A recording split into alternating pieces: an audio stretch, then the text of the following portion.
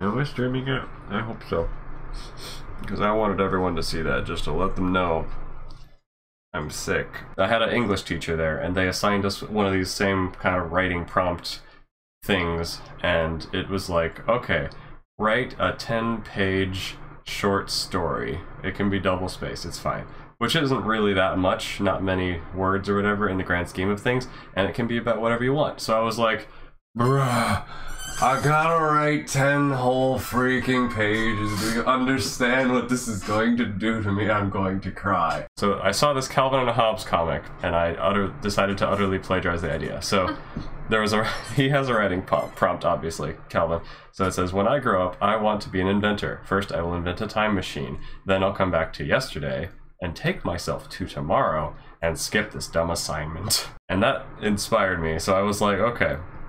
My dad was like, what do you want to write about? What's something interesting? And I'm like, okay, I have a great idea. How about I write about how I have a time machine and I'm going to take myself to the day after this assignment so I can skip it and not have to do it. And my dad was like, brilliant, that's a great idea. No, write about that as like an interesting idea. Like, how did you get the time machine? What do you do with the time machine and stuff? And I'm like, oh, that does actually sound cool. Heck, wait, I want to know what happens with that. I wrote a 10-page story about how, like, I had a time machine that I had worked hard inventing or something. Like, I was just like, ah, yes, it's finally ready. My time machine. It had kind of like Frankenstein-esque vibes of like, wow, I built a cool time machine. And then, like, me and Dad went on some adventure and we're like, okay, cool, we had an adventure with a time machine. And Mom was like, bruh, you're gonna get yourself murdered. Don't do it. And then we got into trouble like 4 times in a row. We're like, okay, yep. We got back to regular time, dismantled the time machine, and we said we would never speak of it again or something. And that was the end of the 10-page story. It was nice, concise, neat, probably a better short story than what it ended up being. Then I decided, you know what? I want to expand it. I want to write more. That was actually kind of fun. It basically inspired me to begin a career in writing. Maybe then I decided, okay, maybe what if I find the machine instead of inventing it, because that's too unrealistic for me to invent a time machine as like an 11-year-old. That doesn't even make sense. I was 11, by the way, when I wrote this story. It was like longer, just a little bit longer freeform. I changed it to be like, okay, I have found a time machine and it's doing all these cool things, but it was still at its core just a sci-fi time travel story, exploring history, doing cool things. But then stage 3 came along and ruined everything, because I thought, you know what? I like a lot of things. Like, it would be cool if, like, there was a big bad evil guy to fight and, like, save the world or something. Oh, but also it would be cool if there was magic. Whoa. Wow. Like Harry Potter exists. Oh, look at all this cool other stuff I could... Oh, you know what? I'm getting inspired now. So basically, I turned it into a mishmash of everything. It had sci-fi, it had aliens, it had magic, it had time travel, it had... It was too much. My child brain was like, oh, I have so much creativity now, I'm gonna make this the best thing ever and include everything. So it literally had everything. And then I had the problem of, okay, well now I've changed this story so much. It originally was a time travel story. Now I need to add in foreshadowing for why I suddenly can do magic. And now I need to add in, okay, maybe this isn't even me anymore. Maybe let's just kind of Control F, find all the instances of my name, replace that with the character name. It's still me, but I just changed the name. Whatever, and now let's change this character's name and change this friend's name that I put in there, and so it just kind of slowly splintered and dissolved into chaos, and I had to try to go back and edit it a bunch of times to smooth it out. And I worked on this for probably 2 years total. Like, basically, I finished book 1.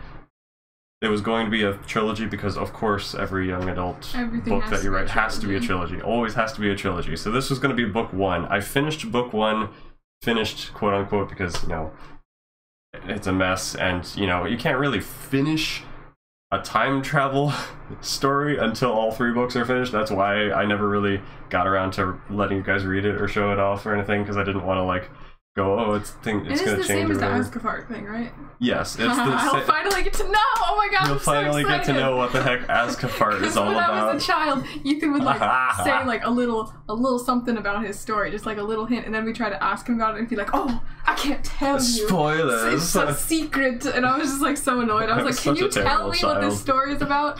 I know. So there was like some planet, and we couldn't remember. My dad and I couldn't remember the name of it. It started with A, and so we I can't remember the name of it. And I've been wondering for like 10 years what the heck this story's about and what any of it is. So this is gonna be like... I hyped it up so much. I was like, oh, I'm gonna get this published. No, never gonna get published. Publish it right now. I mean, that's what the stream's for. We're gonna laugh at it, cringe at it, and entertain ourselves with it. There was gonna be a sequel series too. I forgot. Okay, there was gonna be a prequel apparently. There's a folder for that. There was going to be a sequel trilogy. I think that's what this is. And all the names are freaking stupid. Why was it called Revenge of the Last Dormoor? What the heck is a Dormoor? I have no idea. Oh, it's just more Dorpack.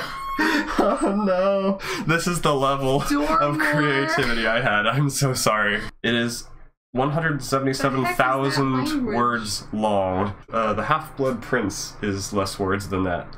So I wrote like the 6th Harry Potter book. Word has updated about 25 times in the past decade, so all the formatting is broken. I don't know what this is. This supposed to look like that? It's Greek? I don't know. Weird. I don't know. And this was centered, and it was not squished with...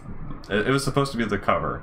That's what this was supposed to be. Amazing. It's great. This is supposed to be like a cover page. So it's supposed to have more Evan entered. couldn't possibly be Ethan now, could it? Oh wow, I have no idea. Who is this Evan person? Anyway, without further ado, here we go, getting into the... Oh great. For all my friends, family, and the one who first sparked my imagination for this story, Mrs. Gartrell. That was my teacher. She was a nice lady. Oh my gosh. What? This is just... I read this earlier. This is so freaking stupid. Because I was playing it up as like the... Oh, this... Feel free to write fan fiction if you'd like. This is the thing that really happened. So haha. All things that are like real life are completely coincidental or whatever. The Kane Chronicles, when they had like the tapes or whatever, and they were like, you know.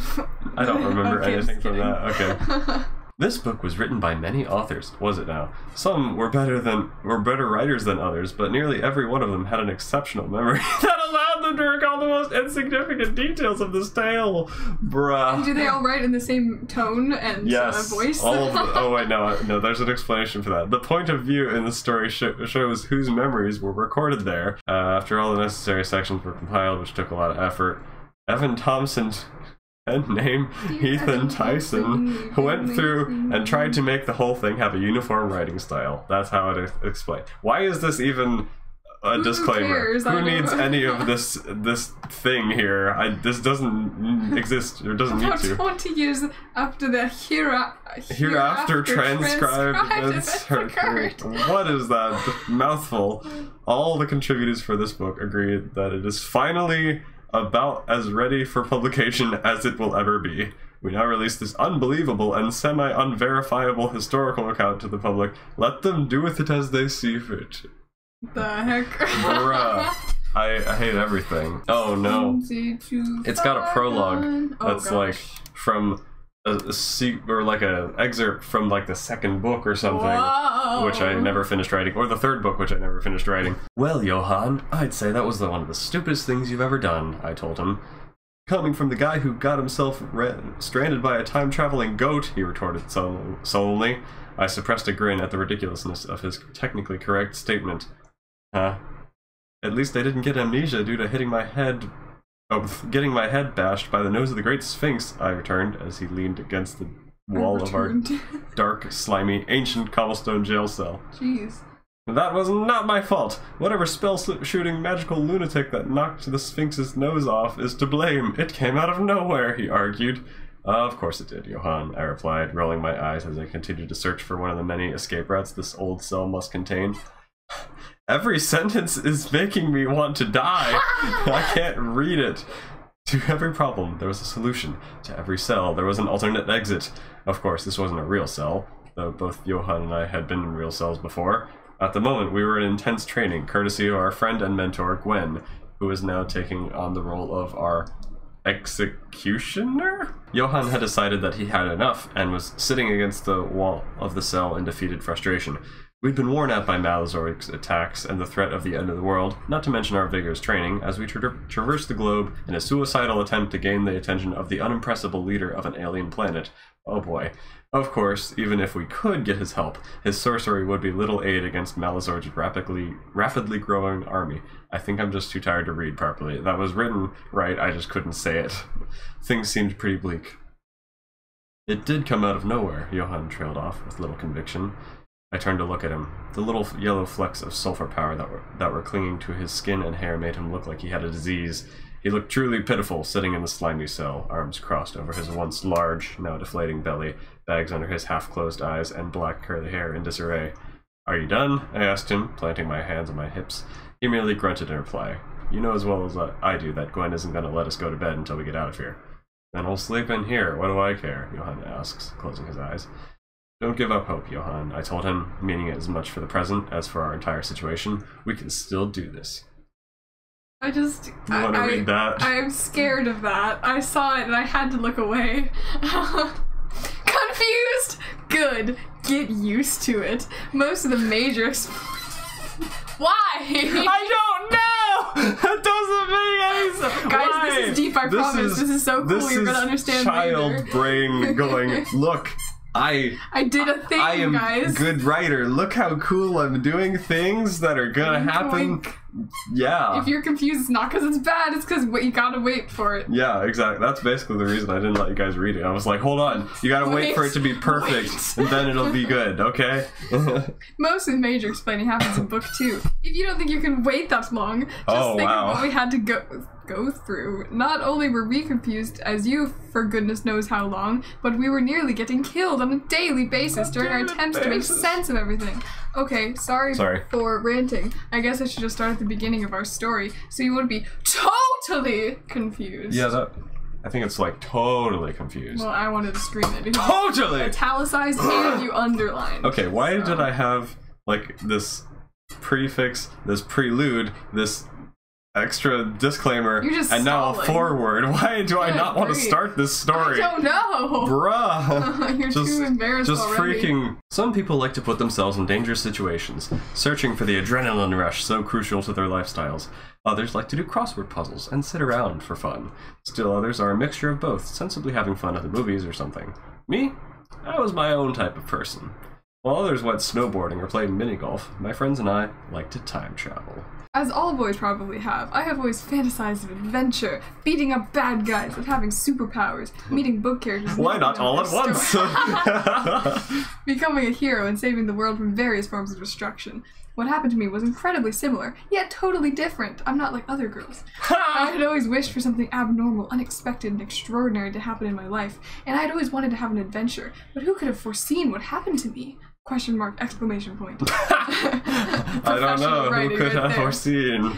On the single fateful day of my 13th birthday. Wow, you're not 11, 13. Yeah, I think I literally just went back when I was older, and I'm like, oh, okay, let me just change this, 12. I am now 12. oh, I'm the 13 now? Let me just put 13. But the actual mindset of the character doesn't change, just the age. No, just the age.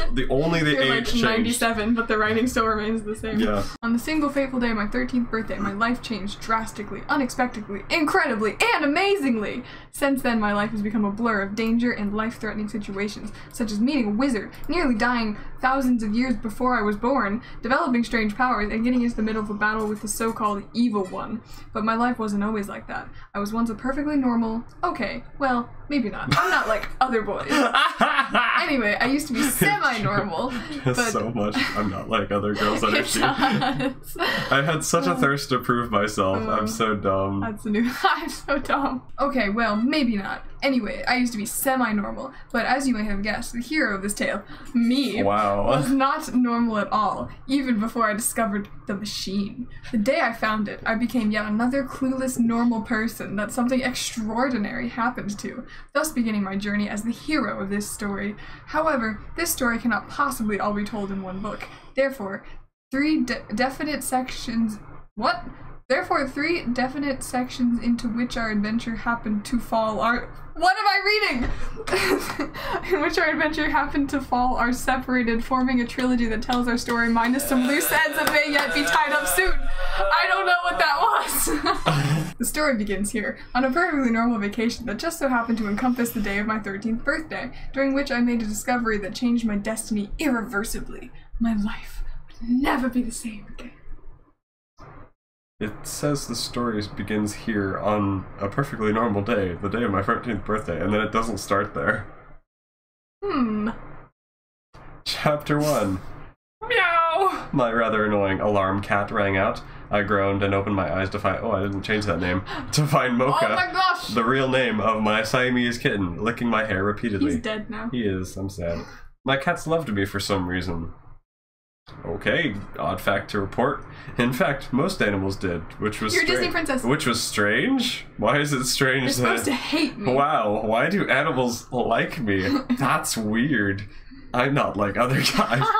Unfortunately, my cats like me so much that they thought I was another cat and they felt the need to clean my hair. I gently nudged away the cat, groaned, and rolled out of bed to meet another bland, boring Friday. But it wouldn't be bland for long. I pulled on a shirt, feeling my joints creak. Are you 97 years old?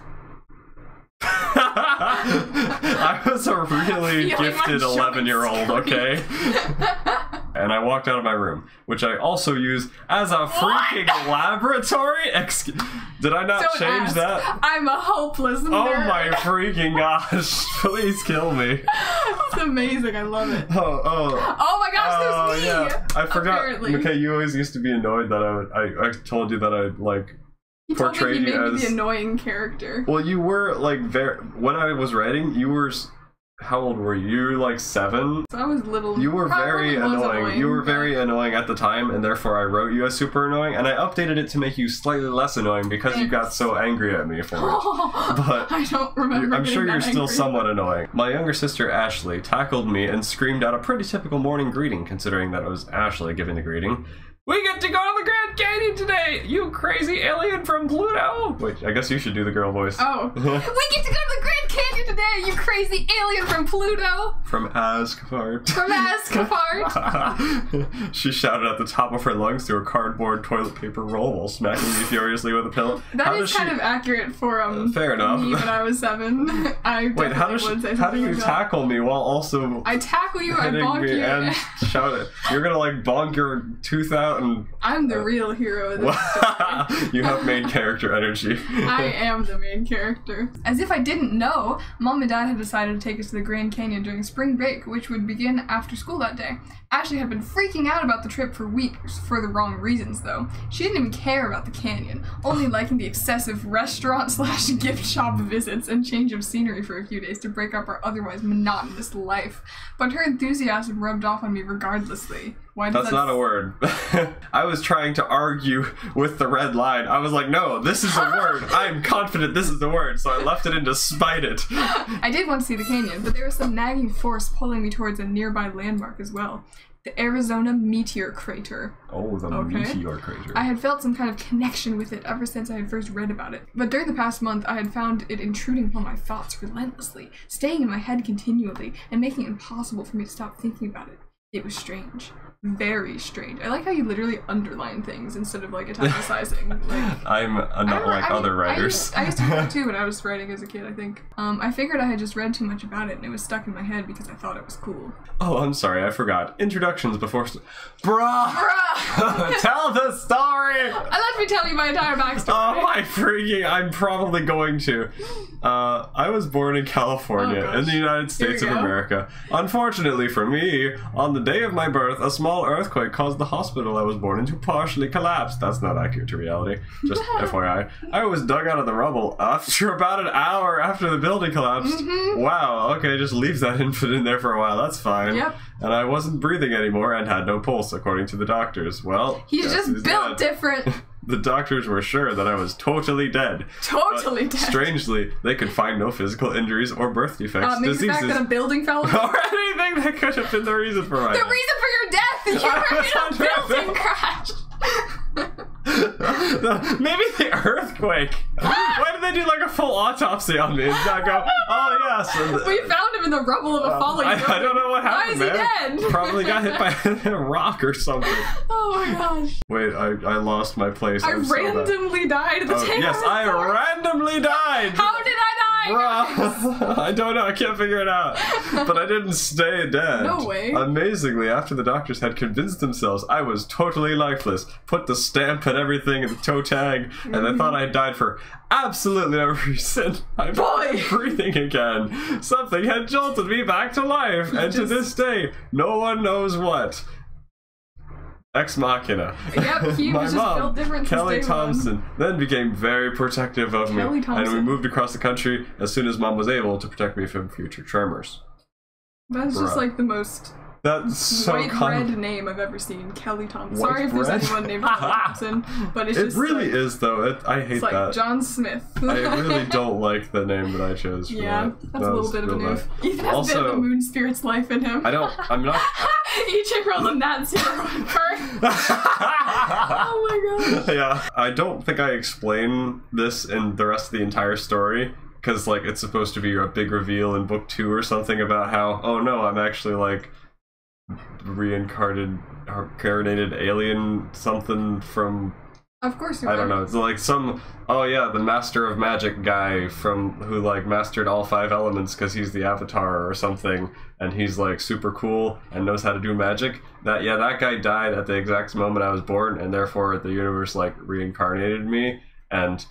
that's how I get really good at magic or something, and that's why I have a really cool birthmark that makes it clear that I'm actually not me. I'm actually a super cool alien guy who like has all kinds of magic power, and I'm just not like other guys. That's basically the explanation for why that is the case. Dying and resurrecting that day had not given me any strange defects or disabilities, however. Okay, interesting way to end the sentence. Yeah. If it had affected me at all, it enhanced my abilities because I'm not like other boys. I'm so cool. I am the most Mary Sue man the world has ever Gary seen. Stu. Gary Stu? I was able to think and learn, no way, as well as just, move and solve skip ahead problems. like 12 pages, please. More quickly and effectively than most of my peers. My mom, at first, refused to believe in my strange abnormalities. Abnormal. I mean, just strange. It's not really abnormal to be a functional child, but okay. A witch. Sorry. But eventually, she was forced to admit I was different than other kids my age. No! More capable somehow. I am so cool! I was great at anything I tried. With fast reflexes, good coordination, and a brain that could learn and flawlessly remember anything that it heard or saw. Anything it heard or saw! Bruh. That's not accurate. No, well, I mean, not anymore. Not after depression. I don't know if it used to be true. Probably Even not. if I only heard someone say something once, a year later, I could still repeat what they had said, where they were, who they were with, and what they were doing when they had spoken it. It was, in my dad's words, amazing! Even so, my mom kept me very, very, very sheltered. That's 3 varies. So basically, this character is just everything so far. Oh, it goes into even more bragging about me at random intervals. Oh boy. Like, it'll be like, oh yeah, blah, blah, talking about other stuff. Oh, by the way, Evan's really cool about this, and this too. Wow, I'm so jealous of how cool he is at that. Mm-hmm. It's so freaking annoying, I hate it. We love Agaris too. My name is Evan Joshua Thompson. Not at all accurate. You're not 12! Wait, it says... You're not 12!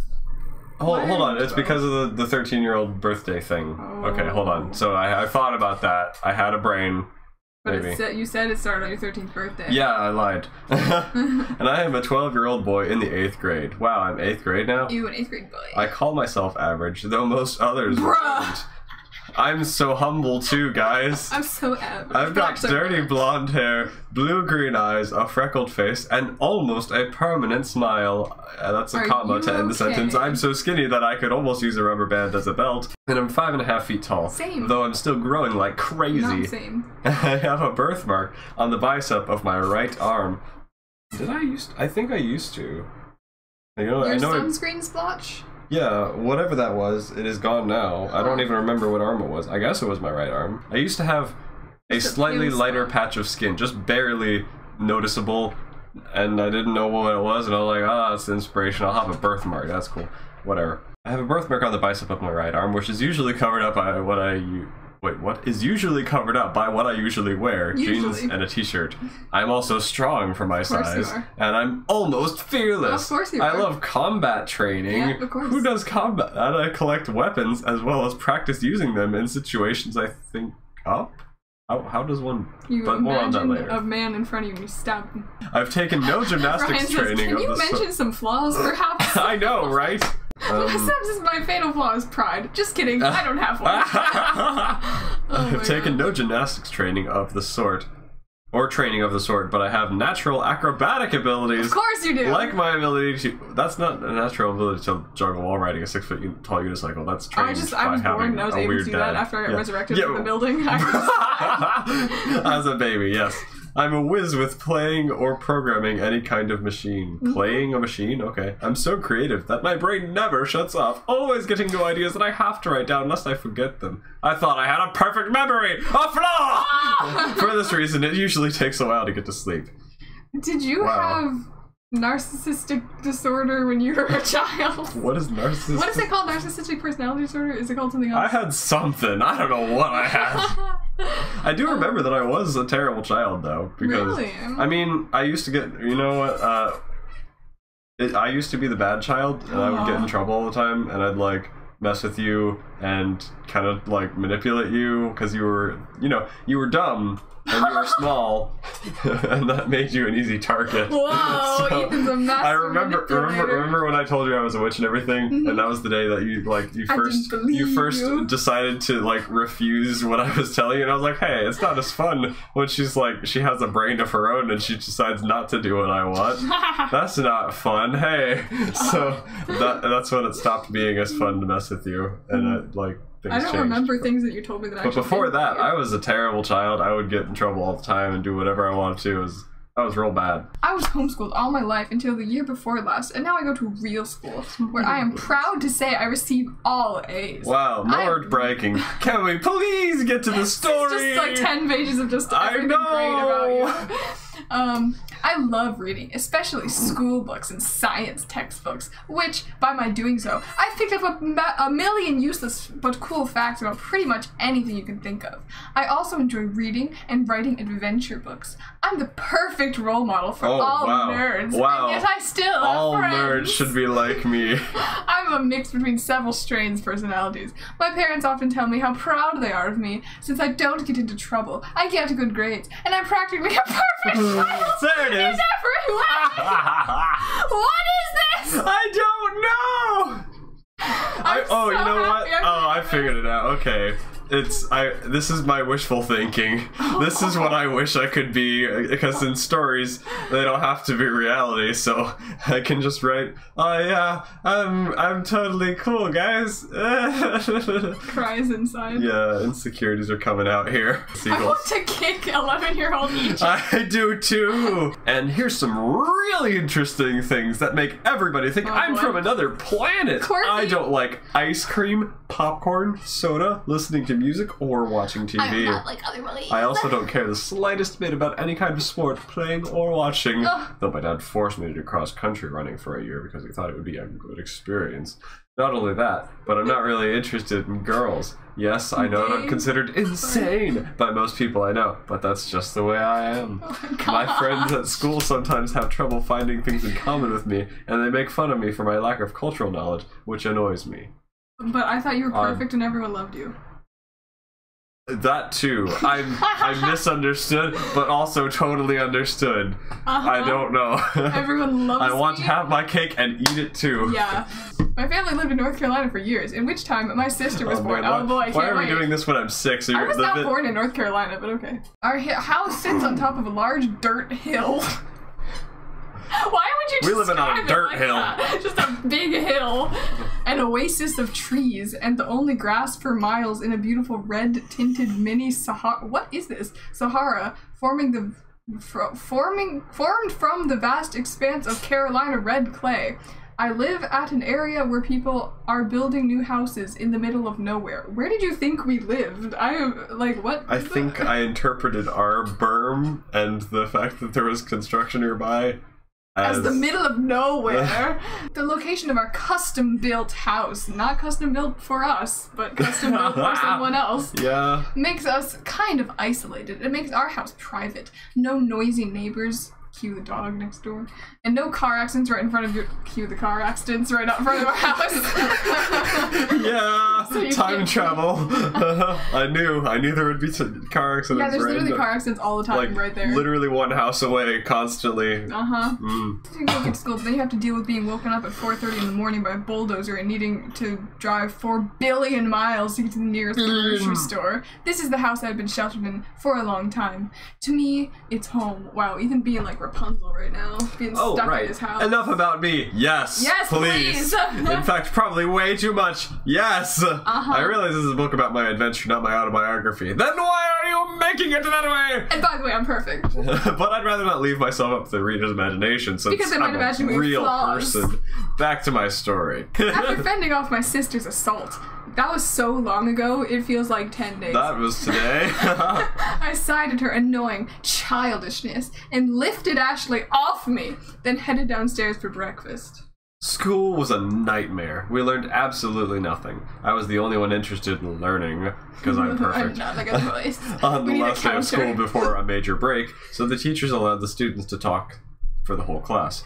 This seemed like it would have been a good thing, but to me, it was not. My friends were making a big deal about how little I knew about social life again. Ah, my ears! I didn't really mind what others thought of me and didn't really care about being made fun of, but I still didn't like being the center of attention. You literally just said that it annoyed you that they did that. My friend had gotten out some newfangled piece of technology that I had never seen yet, which I believe they called an iPad. And then he noticed me staring at it in wonder. No. This began yet another conversation about how little I knew of normal people's lives. No. Soon everyone was asking me things like, do you know who this extremely famous sports player is? Who plays Thor? Have you ever heard of this slang word? And how do you not like to watch TV? And have you ever... why do we need this many examples? You can feel your souls. I've heard this. How can you live without owning a cell phone and without listening to music? I had to keep shaking my head, informing them still further of my unknowledgeable state.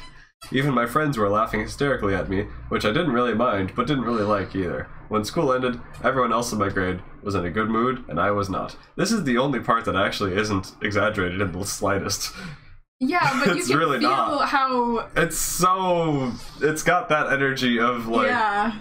Feel bad for me, or like oh almost wow, superiority of like I don't know the commoners things because I am such I don't know different. I am such different. Everyone is treating me weird. I think the whole reason I felt bad about it because everyone else saw me as inferior, and I'm like, well, it's not bad. Yeah, right? That makes sense. I believe it's an iPad. I really hate this. It's so... But you were like cringing inwardly that whole time. Because of just how it's written. I believe they called it an iPad. This newfangled technology. I'm such an old-timer. Oh, never seen anything I'm a reincarnated alien. A reincarnated alien, wow. After school, Mom and I piled into the van to run some last-minute errands. And I piled. The two of us piled into a van. We're very big. Because you're still growing rapidly, remember? So. Oh, yes. Just pile all my lumps of flesh. Didn't say I was growing upward. But you're skinny enough to wear a rubber band as a belt. Not anymore. I piled into the van to run some last-minute errands before we left for the Grand Canyon. The back seat and trunk were filled to the brim with food, blankets, suitcases, and pillows. After the errands, Mom turned right instead of the traditional left to go home, and I decided to find out what was up. Because I was so attentive to which way we went. Yes. Where are we going? I asked someone. Seb says, yo, Mama's so fat you have to pile in the van. Thanks, Seb. Surprise! Surprise! Whoa! Yelled Dad and Ashley from the back seat because we also piled in while lifting off the blanket that had been covering them. Wait, there was just a blanket covering two human-shaped shapes in the back seat, and I just didn't think about it. I guess. mean, Evan, not I. Yes, just totally Evan. not me. There's no likeness. Any coincidental similarities are just whatever. It's so weird. While lifting off the blanket that had been covering them, I whirled around. I whirled around, mildly surprised. Whoa! Oh.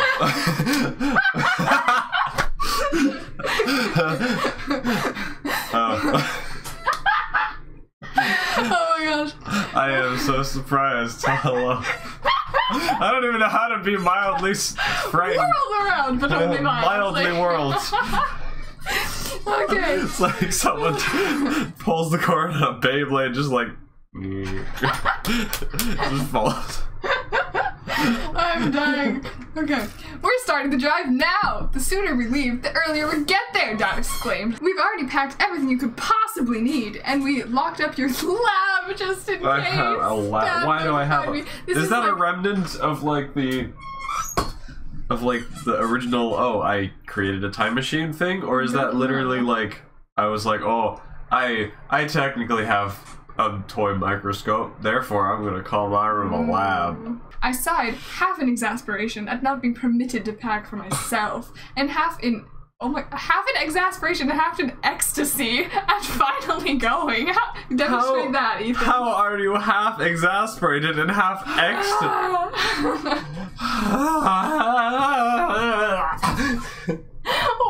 is my this? soul. What were you picturing in your mind when you wrote I these don't know. things? I think I just was like, okay, let's add some creative words, not just like, oh, I'm sad, but I'm happy, yay.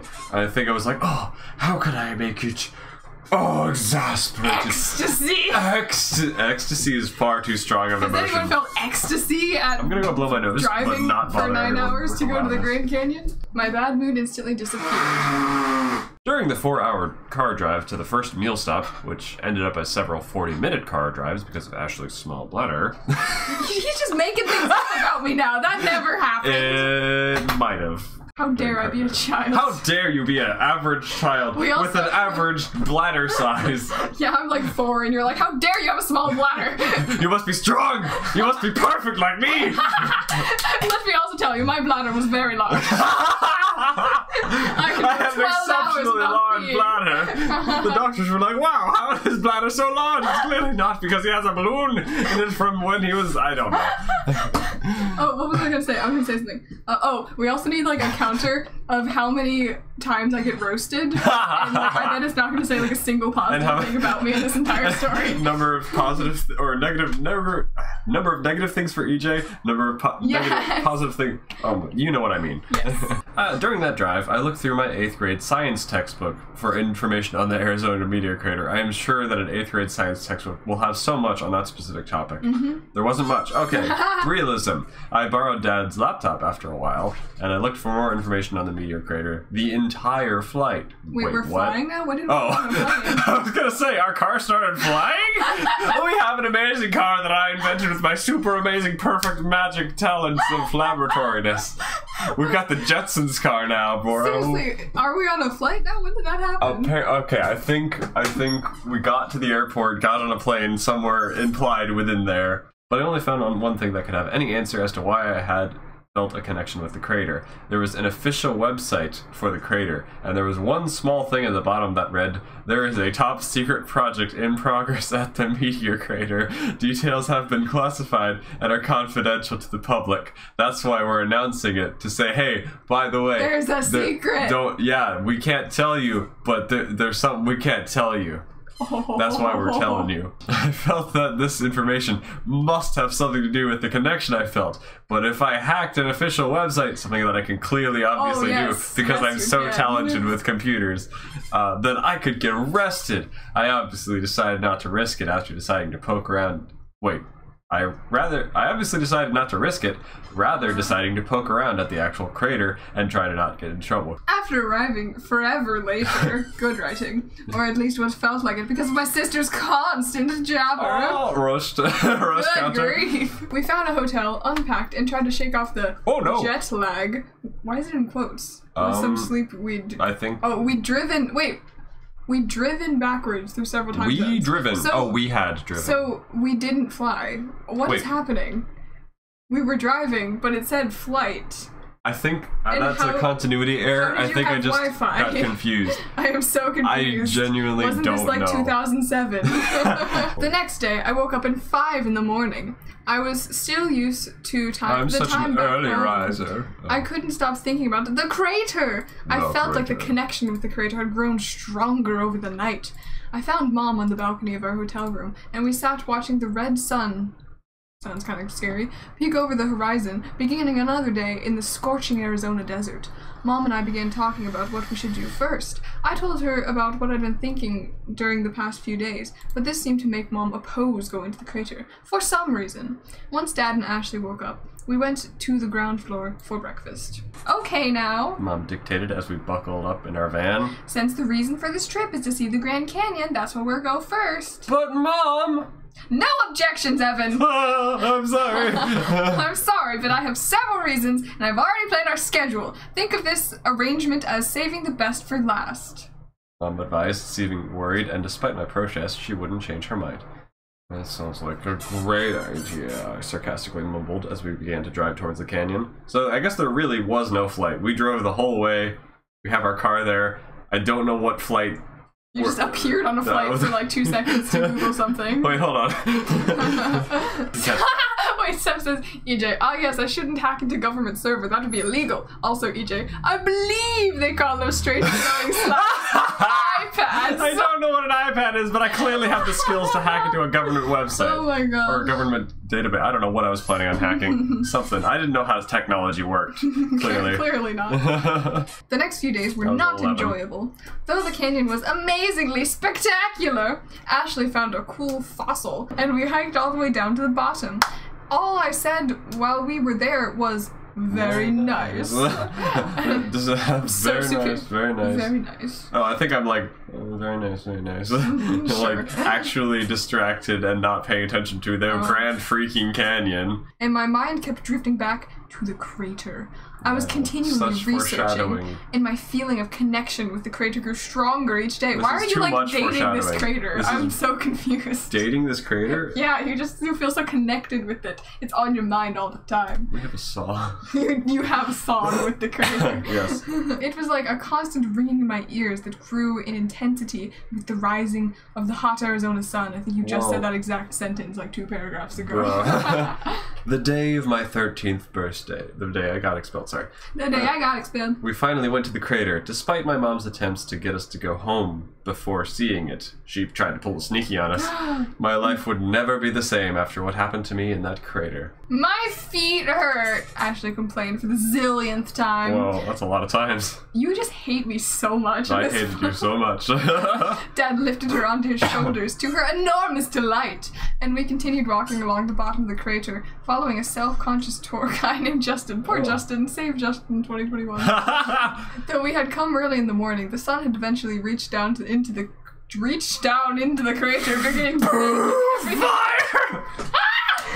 Baking everything in it to a crisp. Fusion, I took of the jacket I had. I took of the jacket I had needing it while it was dark. Oh, there should be comments. There should be a period there, and there should be another F there. I took off the jacket. Wait, I took off the jacket. I had needed it. I took off the jacket I had needed while it was dark. Revealing the sleeveless shirt I had Revealing the sleeveless shirt I had What the heck does unnecessary for any excursion in the sun mean? I think I'm having a stroke. Justin began... I think my past self is having a stroke. What the frick happened here? Justin began walking faster as though trying to get the tour done before it got too hot. And that's our tour, he announced abruptly, stopping and turning to us. I looked up from my clipboard in untidy notes and stared at him questioningly. Because I'm so interested in like, solving the mystery. I'm not like other boys, okay? You and your clipboard. That's it? I asked inquisitively. We haven't even been to the middle of the crater yet. Yes, well, your sister took a bit too long with that camera. Just roasting me again. Wow. And I'm sure you wouldn't want to be out here during the sunny period. I thought it's already baking us. Yeah, I thought there's fusion happening in the crater right now. This crater's like an oven, he told us, smiling at his use of a simile. I just used a simile, guys. I am in second Wow, grade. I'm such a good writer, says EJ rather than past. It's like you used a simile, then you had to point it out to the readers that you just used a simile. Wow, I used a simile, guys. Look at me using writing techniques. Even outside of the story, I'm still trying to tell how cool I am. I know figurative language. Wow, look at me. This is so funny. Oh my gosh, okay. I don't mind. You can leave us if you want, but I'd like to explore the rest of this crater. Do you care? I asked. He crossed his arms. I'm afraid I can't let you explore. At least if you're planning on taking a picture or something. What? I'm afraid I can't let you explore. At least if you're planning on taking a picture or something at the center of the crater, Justin responded. What? Why? Is the center where the aliens live? I asked. Evan! Mom hissed at me, trying to silence me. There's top secret material there, he told us. His eyes would then slightly widen. I'm not sure I was supposed to tell you that. It's on the website! You ordered it! It really is on the website! We have a top secret He ordered here. put a finger to his lips. I won't. Oh wait, that's you. Whatever. I promised, casting a gaze over the crater's center. I noticed something curious about it that I decided to inquire about. If there's top secret stuff there, why isn't there a yellow caution tape or something around? A yellow caution tape. Yeah, that's all you need for a top secret facility. Tape. Yeah, just one.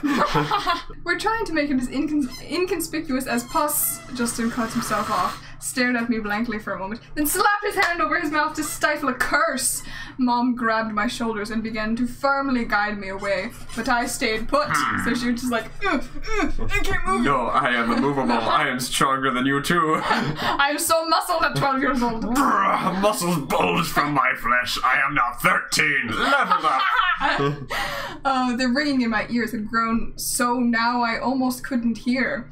There was something about this crater that wasn't normal. And anxiety was building up inside me. A singular anxiety was building Just one. Okay, it's not a big deal. I just had to discover the secret. Wouldn't that be dangerous? I mean, what if, say, my little sister charged over there and no one could catch her before she made it there? Please do that, please do that, please do that. Hey, I'm just an underling. But good point. I'll talk to someone about Yeah, it. because clearly if my little sister just ran over there, a little yellow tape would stop her. Yes. A singular one. A singular yellow tape. I'll talk to someone about... Actually, I don't even know if it matters unless they have a watch on. Oh, I thought it meant like a watch, and I was like, what? It doesn't mean a watch. Wait, what?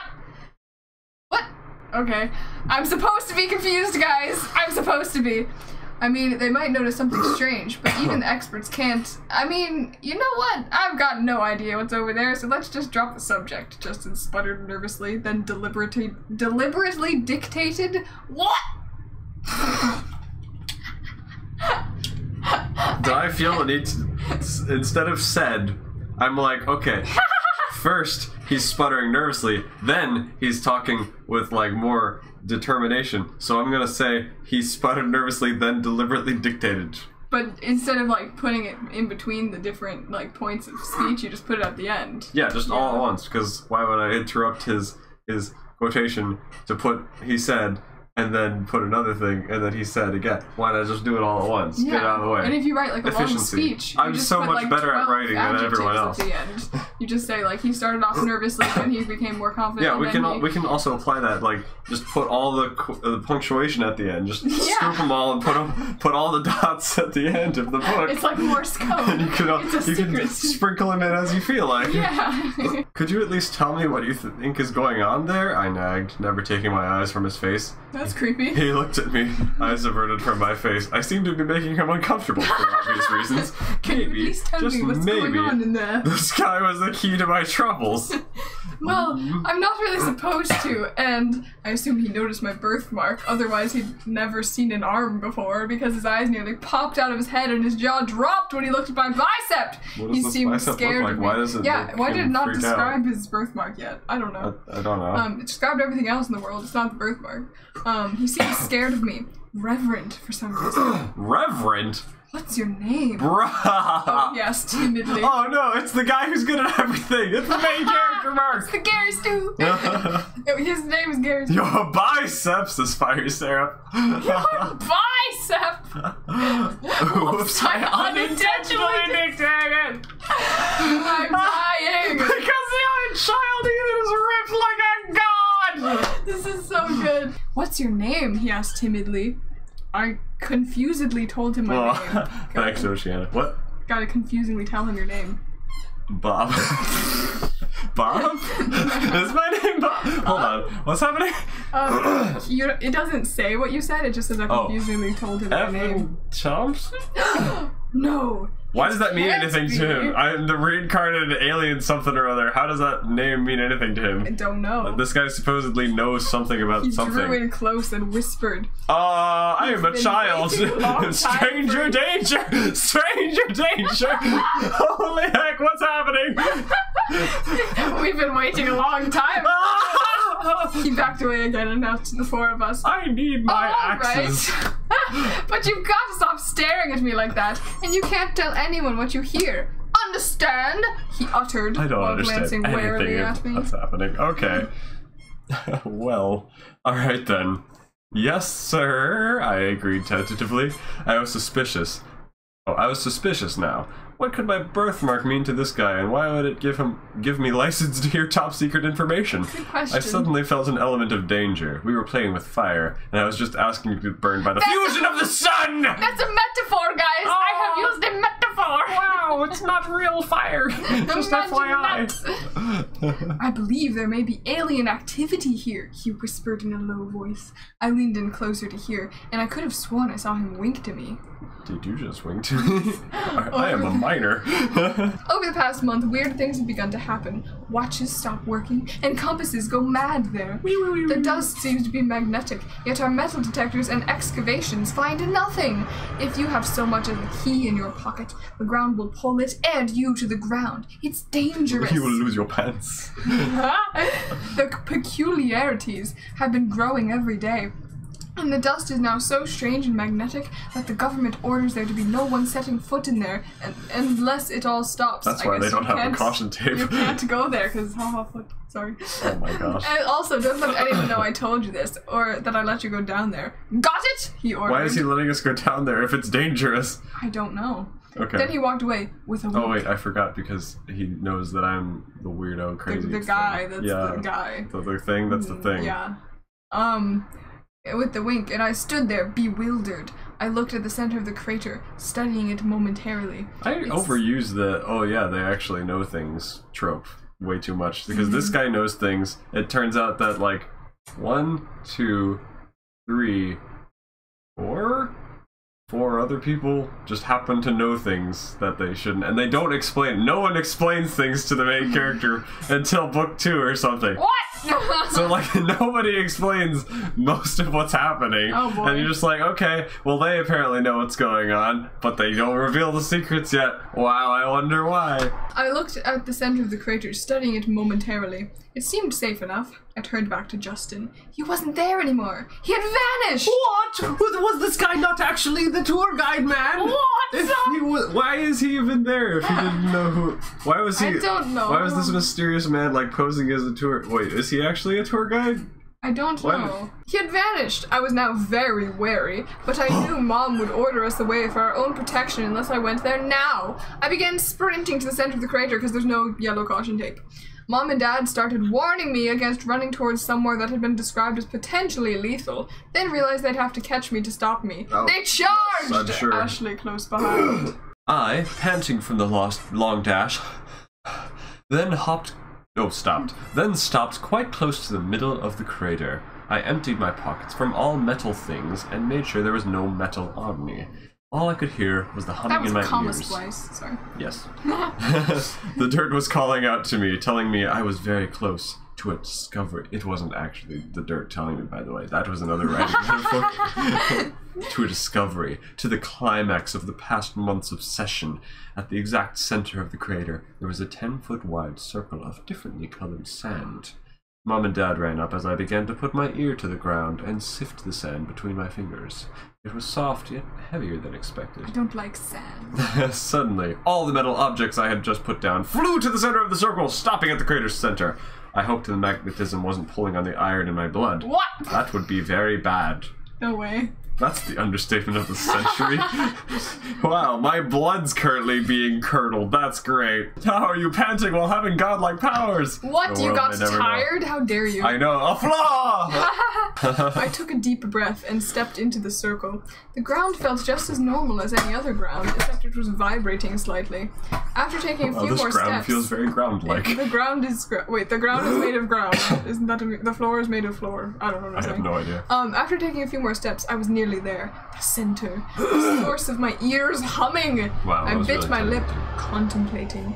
Then looked back at my parents, who were standing at the edge of the circle, yelling at me silently, as all I could hear was the center. That was so many commas in that one sentence. I used so many commas. I bit my lip, contemplating. So many commas. Then looked back at my parents, who were standing at the edge of the circle, yelling at me silently, as all I could hear was the center, calling me.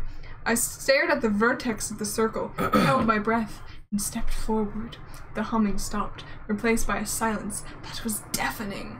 The dirt then began to rumble, shaking and moving as though trying to stop me from standing there. The earth seemed to flow up towards me, creating a 10-foot wide mountain with me as the top, and burying my legs up to my thighs. Oh, no. I don't deny, I was scared. A flaw! Oh, he was scared! Wow. Sorry, we scared Stormy. I tried to move, but I found the soil pulling me down like quicksand. The dirt swirled in a circle, veins of different colors, sand spinning and mixing into a mountain, looking like an hourglass with the sand falling upward. I then felt the sands repel from around me in a circle. That's a used tissue. Don't play with that. Bruh. Stop. Only 2 feet in diameter, but still sufficient to suck me down inside the sand mountain that smoothed out and went back to the way it had been above me. Oh, Denise, you redeemed. Hats off to us. Great.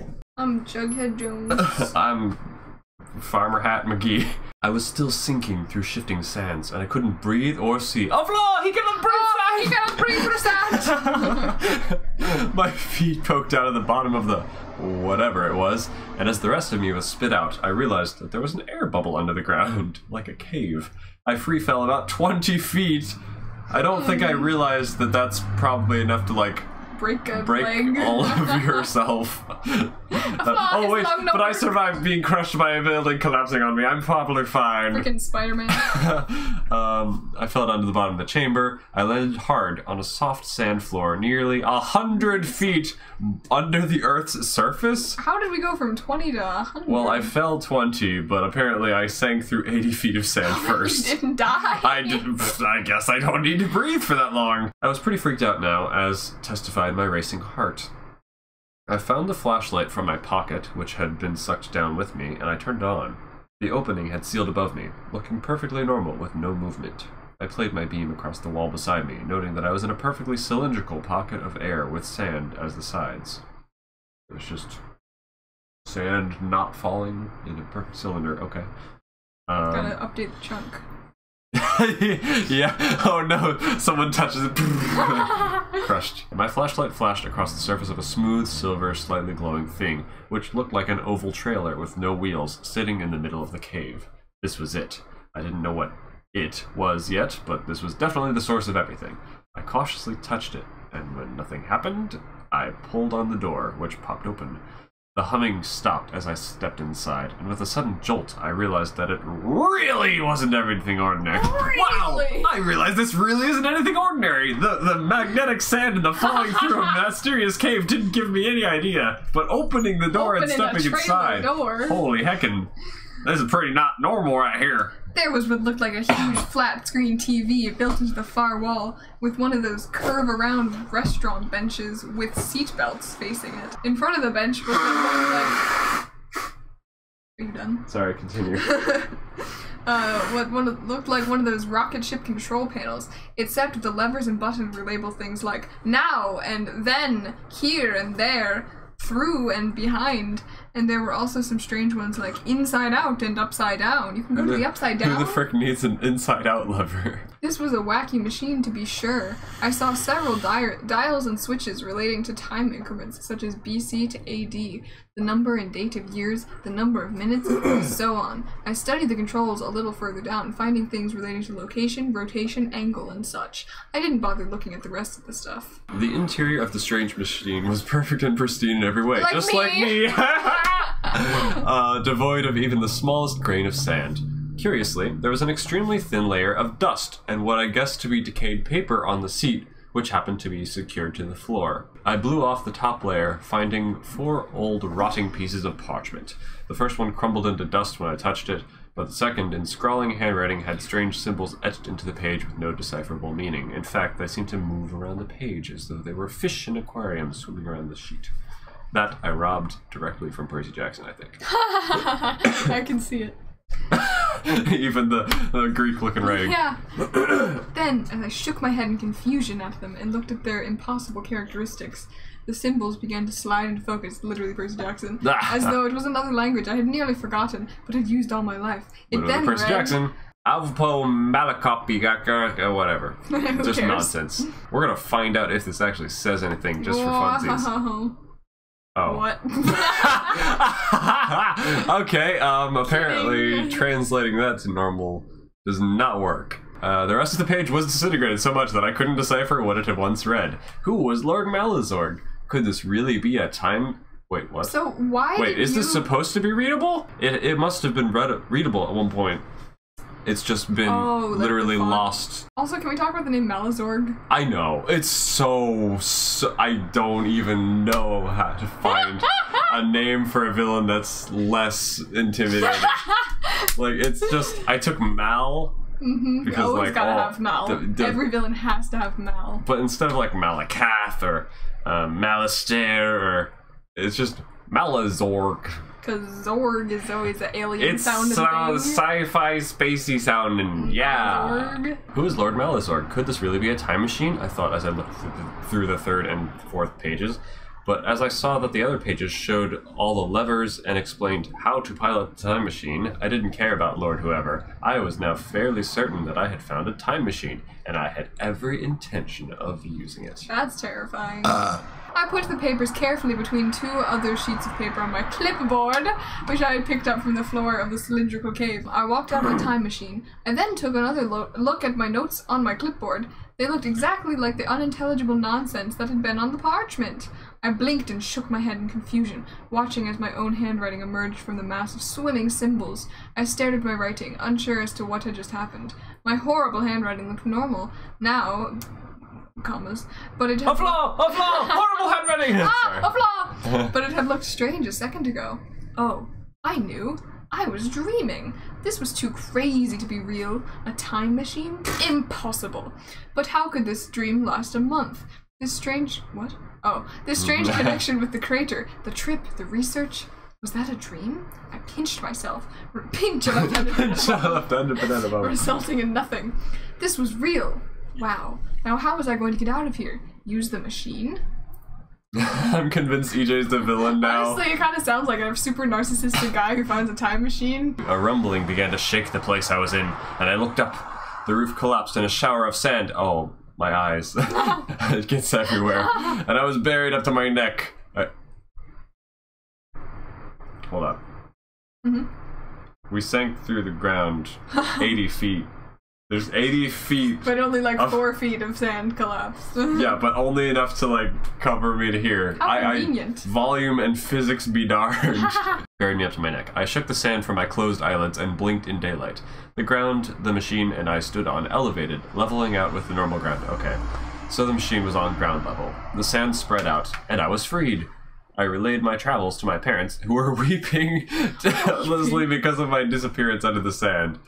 Mom insisted on destroying the machine and taking me home, but thankfully Dad didn't listen to her logical protests. Though the government technically owned that land and we had no real right to claim the machine, we decided to try to get it home, since it was pretty cool, and the government probably didn't even know specifically it was in that crater anyway.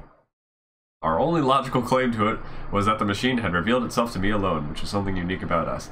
Leaving it was not an option. I mean, who knows what would happen if some random person stumbled across the machine, like me. Yeah, that would be bad. Mom agreed that we had to get it home somehow without attracting too much attention. I'm not sure why, but okay. And Mom seemed to know more about the machine than she was letting on, because she also just happens to know things, clearly. Obviously, Dad, Ashley, and I were exhilarated at the incredible new find, and we wanted to know how it worked. Mom, however, wouldn't let us try out the machine. We, in retaliation, decided to test it when we got home. She, though frustrated, ordered us to start trying to get the machine back to the rental car. Are you gonna put it in the trunk? Okay, what I was gonna say is, I love how, like, the characters like Mom, Dad, and Ashley have, like, zero dialogue. You just tell us, like, what happens. It's like, oh, then I talked to my mom, and this is what she thought. But you don't get to hear her say that or get any sort of, like, feel for her personality. She just, this is what she said. I think I was just, like, impatient. I wanted to get to the action stuff. That's what it feels like. Fortunately, the machine was made of something not quite metal, and it was very light. This made it almost easy to drag it up the side of the crater. Evidently, since there were so few people there that day, nobody saw us and questioned our actions. So yeah, the sun was busy burning everyone else to a crisp. It's a top secret experiment that nobody's watching. Not a single person is doing anything with the top secret stuff. It's reminding me of, like... Not even a caution tape. There's literally nothing going on as far as... It reminds me of Thor, how, like, the hammer was there and there was, like, all these people there. Except but in this there was version, no one there. It's just completely deserted. They all went to get coffee. At the same time. Nobody saw us and questioned our actions. We were able to drag it back to our rental car without too many staring strangers because Did we drag it up a meteor crater? Because of way it looked like just... What? Because of way it looked just like a wheelless metal trailer. Bruh. Because that's normal to drag through desert too. I assumed that they thought we'd been idiotic enough to accidentally break off the wheels to our trailer at a national landmark. Looking back on it, I'm amazed nobody was interested as to why we were dragging a trailer, but I guess most people have seen too many crazy things to care. Dad brought some spare tires and an axle, and he somehow connected them to the time machine. We then hooked it up to the rental car, and we drove back to the hotel. So my head hurts. Instead of assuming, okay, nobody saw us, we got away with it, he's like, if people saw us, they probably thought, oh yes, that mysterious capsule is probably a trailer that broke the wheels off of it, fell into the Arizona meteor crater, and now there's like a family trying to push it up the side of a space crater to get it to their rental car, because that totally makes sense. And there's definitely nothing on the website saying that there's top secret something or other going on there. Of course not. But they don't have any... The caution tape wasn't in the budget, though. Caution tape would have solved this whole problem. Oh my gosh. I blame Justin. Now, boys, I don't want to hear another peep out of either of you. We are not! Mom stated firmly to me and Dad, who wanted desperately to test the supposed machine. What? Machine. What is we are not? What? I'm confused. We are not. Okay. If this is the time machine, you don't have any idea how dangerous it is. It could destroy the world! My mom screeched at us. Destroy the world. I rolled my eyes. Leave it to my mom to be paranoid. She was making it sound like it could change time or something. Are you an idiot? Or destroy the world as we knew it. That couldn't be possible. I also noted that she had said the time machine, not a time machine. There's only one of them there. Is she supposed to say a time machine when there is a physical time machine there? I think it's okay to say the time machine. Anyway, this made me think that she'd lost her marbles. By the way, Evan, happy birthday. I mean, happy birthday. His first line whispered to me. I think. Wait, is it really? No. I think he said surprise. Oh, yeah, you're right. My dad whispered to me, a time machine for my birthday. Awesome. If only I had listened to my mom. The new find really could destroy the world, but that would come later. Whoa, that's foreshadowing! Obvious and heavy-handed foreshadowing! Chapter 2. Finally, it was time to go home. Instead of destroying the machine like my mom wanted, or using the machine to teleport us home like Ashley and I wanted, or trying to get a flight like Dad wanted, which would have attracted way too much attention, and also which we apparently did temporarily. We compromised and decided to drive home while the machine rolled along behind us, making no one happy. Why we did this, I couldn't imagine, but forever later, we finally arrived home. Dad, Ashley, and I dragged the machine to our backyard, much to Mom's annoyance. Then we polished it, painted it, and headed inside for bed, with Mom not speaking to any of us. Strangely, though none of us had eaten anything, because we were so excited, we noticed that we now had much less food in the refrigerator than the amount we had had when we had departed for the Grand Canyon. There's some hobo living in your house. Oh no, or there was time travel shenanigans or something. Oh. Okay. Also, Steph says, this story is poop. He smiled at his use of a metaphor. I love this so much. I didn't sleep all night because I was thinking too hard. Questions like, who built it? Where should we go? How come I found it? Crossed my mind constantly. The it... Every question referring to the machine. No crap, Mr. Writer Man. I also couldn't sleep because I was waiting for my mom to go out and try to destroy it while she thought we were asleep. Why is Mom so, like, violent? She just wakes up and chooses violence in the story. I also couldn't sleep because... Wait, what? Sorry. Nothing happened, however. That morning, the second to last day before school began... Again. Oh, I forgot it was spring break. I thought it was summer. I was this like, all happened in the course of spring break. Okay. I yawned and climbed out of bed to meet the first rays of sunlight streaming into my room on a beautiful Saturday morning. Nice. The birds twittered to each other. They're on Twitter. From their tree nests in the backyard. Freaking oh, West. Those birds' tree nests, you know. The trees and beeswax. Unaware of the chaos that was to take place later. So much foreshadowing. Or should I say, that would take place somewhere, sometime, before the present. Wow, that's such a clever change of the words. Oh, that's so funny. In theory, if we were being correct about how much sand should be on top of him, there'd be a whopping, 536,165.12 blah blah blah cubic feet of sand on top of the superhero, times 101.82 pounds per foot. Oh my gosh, this kid is being crushed by 54 million pounds of sand. He is obliterated. Thank you for math. The signal has been lost. I'm sorry, I'll fix it. I jumped out of bed, threw on a shirt. I have never slept without a shirt on. I've never slept shirtless. That's what it says in like every book with a guy ever, so apparently, I guess we're just using that. Maybe it's like, I don't know why I put that, but apparently... Buff EA sleeping shirt. Oh yes, I just can't fit in any shirt because they're too thin for my manly muscles that burst out of them with my bicep and my perfection. He turns into the Hulk every time he goes to sleep. Just all times, I have no idea. Oh my gosh. I jumped out of bed, threw on a shirt, and packed a backpack full of peanut butter and jelly sandwiches. Why is peanut capital? Peanut butter and jelly sandwiches, granola bars, 6 bottles of water, specifically 6, and 2 full of gasoline, a compass, my flint, a first aid kit, lots of rope, a few books, my electronic mini computer, which was basically an accumulation of most human knowledge that didn't require the internet, but could use it if it wanted. I downloaded the internet. Basically can Google things without having access to Wi-Fi. That's important because time travel. I don't know. It's stupid. It's stupid. It's stupid. It's stupid. It's stupid. It's stupid. My jackknife. Swiss. Why do I have a jackknife and a Swiss Army knife? What's the difference? A few glass vials. Should I want to take some samples of a prehistoric substance? Oh, I'm such a nerd. A flashlight and my real ninja sword. What is wrong with you? How did I fit that in my bag? That's my idea of the essential survival kit someone would need when going on an adventure.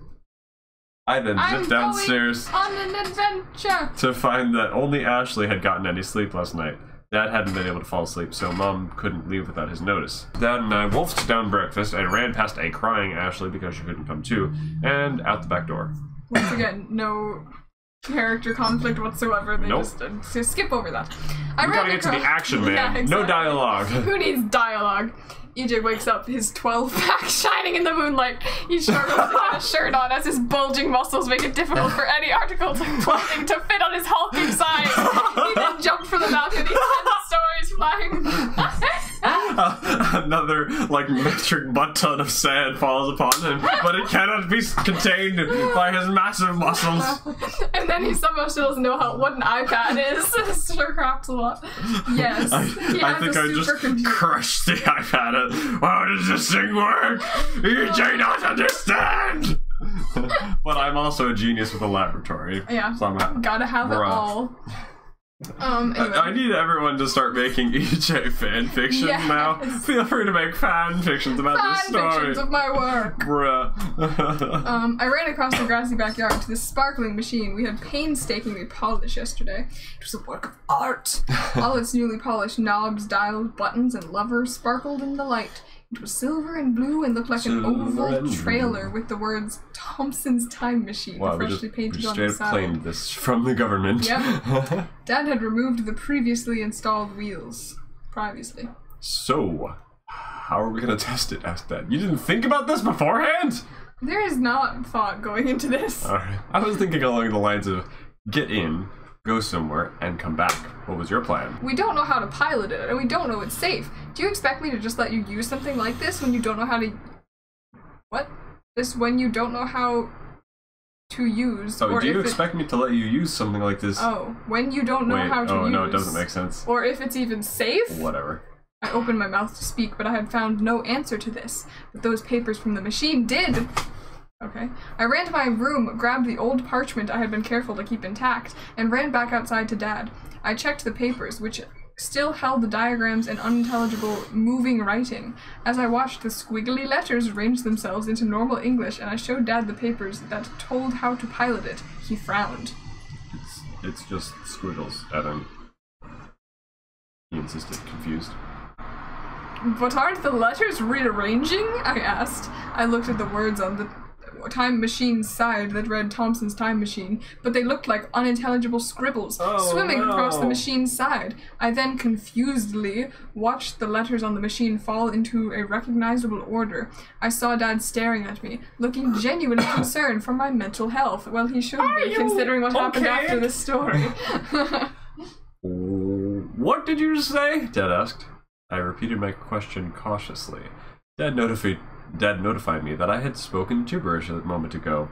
Apparently, my brain adjusted from weird language to normal language each time I saw writing in that respective language. It was like I went from mood to mood, seeing and speaking differently depending on the mood. What? I was pretty sure I was going crazy. The next hour I spent translating the papers into English. The illustrations were easy enough, but the writing I had to memorize, look at English words to restore my normal brain, and then write it down in English a little at a time, because I wrote in the wacky language too when I was in the crazy mood. What is this? Each transition took less and less time until it took under a second. I didn't understand how or why I was the only one who had this weird other language mood connection, but I felt really smart all of a sudden. I think you felt smart before, Mr. Gary Stu. And right about then is when I began to sense that someone was watching me. It had been going on ever since the day of my 13th birthday. Wait, what? Just then I began to sense that someone was watching me, but it had been going on since my 13th birthday. Where is the stalker? I don't know. And I had been only subconscious. Oh, so you're aware of it now, but you were subconsciously aware because you just know everything. I don't know. But now I suddenly realized the faint feeling. It was as though I had just realized the presence of an evil entity in the room with me. Hello? I straightened my chair and whirled around. Sorry, was it a mild? Was it a mild whirl or a non-mild whirl? It doesn't specify this time. Okay, I whirl. There was nothing there. Oh, I uneasily. I don't know, as usual. I uneasily returned to my work, finding that the unnerving invisible presence did not diminish. Slightly nervous, I closed my door and sat back upon my chair with a blanket draped across my shoulders, as I get cold easily. Blah! He gets cold! Oh, blah, blah! I am human! When I had copied the papers, I hopped in the machine and flipped the light switch Dad and I... You installed a light... What? How? Okay, there's some... Later, it's like, oh yeah, the machine's indestructible. How do we do that if it's indestructible? I don't know. Where's the power source? Do we just have a generator in there? It just skips over so many Bruh, things how and did just we tells do you that that? it happened. How did Dad install the wheels to this mysterious... Pro writing. Whatever. Okay, plot holes aside. Anyway, somehow we get light in there, even though... Why does it not have a light source already? It's a time-traveling thing, but it doesn't have a light? Apparently not. Okay. Oh yeah, it must be left over from... Oh yeah, we invented the time machine. And I didn't think about... Oh yeah, it doesn't make sense that we installed a light switch to show off our electrician knowledge now that we didn't invent this machine. Bruh. So Whatever. super eager was holding the time machine in between his 14 pack and no one could tell the difference. Wait a second, is that a 14 pack or a 15 pack? I can't tell, but I'm too intimidated to find out. I love it. We installed the light switch while Ashley and Mom had been painting the machine. Nothing happened. Okay, good. I frowned and slightly kicked the control panel. A low hum reverberated in the small space. A light came on, and the screen flickered to life. Bruh. Thanks, Dad emphasized from somewhere beyond the control panel, making me jump. What did you do, Evan? I've been trying to fix it for an hour, Dad stated as he stood up behind the control panel. Okay, this must be left over from the original draft when we had invented the time machine, because that freaking makes no sense if this is a machine that we just got. Because why would we wire up a light switch using the actual time travel flux capacitor shenanigans in the real control panel? That sounds dangerous. That's super. Like, oh, just imagine connecting one wrong wire and poof, you're in Nepal. Oh no, why am I suddenly stranded in like 1968? Oh no, guess I'll die. Oh my gosh. Oh, you know, I just have ways with machinery. Because I'm perfect! I laughed as he tried to close the back of the control panel, where he had been unwisely fiddling with some wires that had unknown functions. Yeah, wow. Oh, now some exposition about boy. Dad! Yeah, gotta introduce him. Dad's name is Dave Thompson. He is a tall man, brown hair, very strong and muscular. But does he have a 14-pack? Did you actually see Dad that way when you were a child or no? I was very strong and muscular. This is me describing him, so sure. Dad is very strong. He is very strong and muscular. Like a bodybuilder. And he's very talented, coordinated, and smart. That's where I get all of my Gary Stoonis from. Yes, all of it. Although being smart, he can't always figure out the mechanical problems with the newly discovered machine. But that's why he needs me, because I can. He usually wears a sweatshirt and jeans. Does he? He's horrendously funny. Horrendously funny? These adjectives, man. Horrendous sounds like a bad thing, but okay. Which is good, because he is a self-employed entertainer who jokes around for a living. He just like goes in the street and just jokes around. Hello, pay me please. Oh no, okay, no. He's a professional juggler and he can juggle almost anything. Can he juggle He can also six-packs? jump rope while riding a unicycle. That is a very weird detail. And juggle axes and fire! Doesn't say torches, just literal fire he can juggle. He has the sun from Arizona. I learned several of my strange skills from him. Now that unnecessary exposition's out of the way, I'm glad we did that. Did you hear Ashley crying about not being able to come? Dad asked. I told her she could come next time. I nodded my head, sat down, strapped in, and set the coordinates for 23 AD Jerusalem after consulting the paper. Alrighty. Gonna go see Jesus. Dad had minored in archaeology and had once been Are you just conflating Mom and Dad now? Yes. Okay. Yes, I am. And had once been on an archaeological dig in the Middle East. Now he wanted to go see what things had been like back in the time near the same area.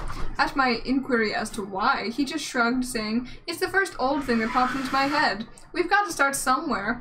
The screen flashed and showed a marketplace at a temple. An indistinct buzz and hustle... What? Buzz of hustle and bustle drifted through the speakers to our ears. Naturally, Dad wanted to come with me now that he knew I'd found a time machine. I agreed. The more help I had, the better. Is this going to work? I thought nervously as my excitement grew. Dad was scowling at the control panel and the papers, trying to find the go button or something that would start the machine. I took one look and pointed a big red lever, and then at the paper where it said, the activation lever. Alrighty. Dad's face lit up and he ruffled my hair, saying, "That's my boy," in his most annoying tone of voice. He specifically does that to annoy me sometimes. I glared at him, but then broke into a grin. I had never liked it when Dad did that voice.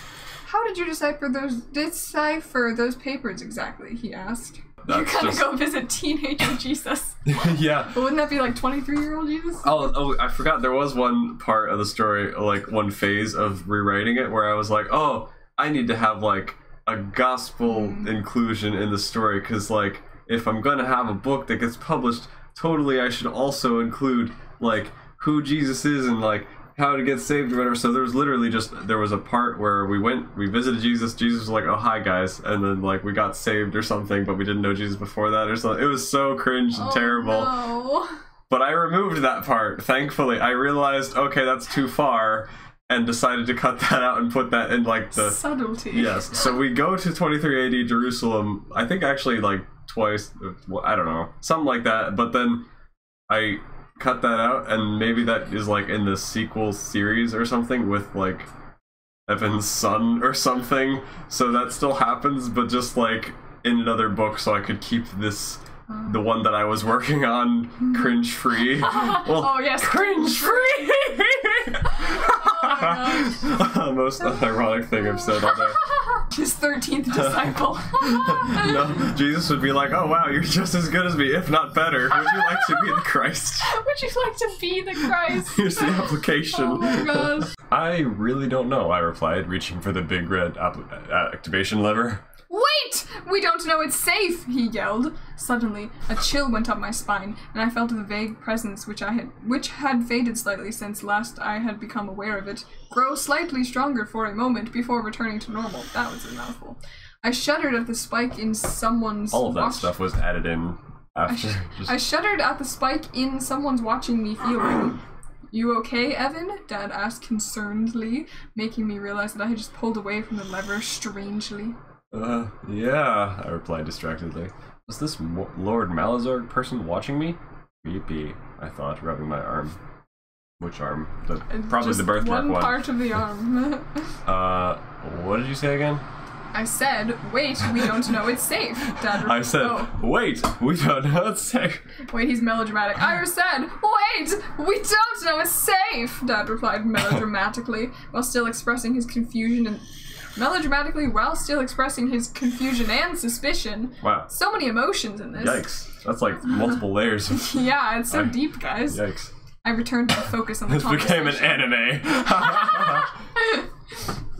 All of the, like, oh, there's a mysterious presence watching me. All of that was added in after the scenes were already written. And then I was like, okay, I gotta add in some foreshadowing for the bad guy. Okay, let's just...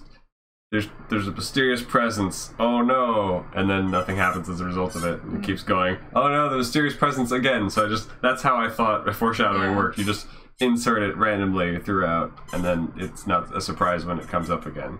Yeah. Instead of being completely out of left field, which is how it was. Well, we can't really find out, can we? I responded. If we use my remote control robot I built with my friend Johan, because I could just build robots in my spare time. That's just the thing that I know how to do. All of every single person was based off of someone in real life. Super EJ just goes so far back in time with all his infinite powers, so he just becomes God. Abraham, do you see my stomach? One day you'll have more offspring than the apples in my stomach! Okay, yeah. Remote control robot that I totally built with my friend Johan to pull the lever and push it back. Radio waves, I'm pretty sure, won't travel back through time. And we can't throw a rock at the lever to send it forward 1 minute. Okay, I guess we can do that. And I gave up of thinking of excuses as my unwitting thirst for adventure overcame practical caution, and I decided to risk it. I pulled the lever back, but because of my haste, my elbow hit a switch and a dial in the process because I'm such a flawed character. Whoosh!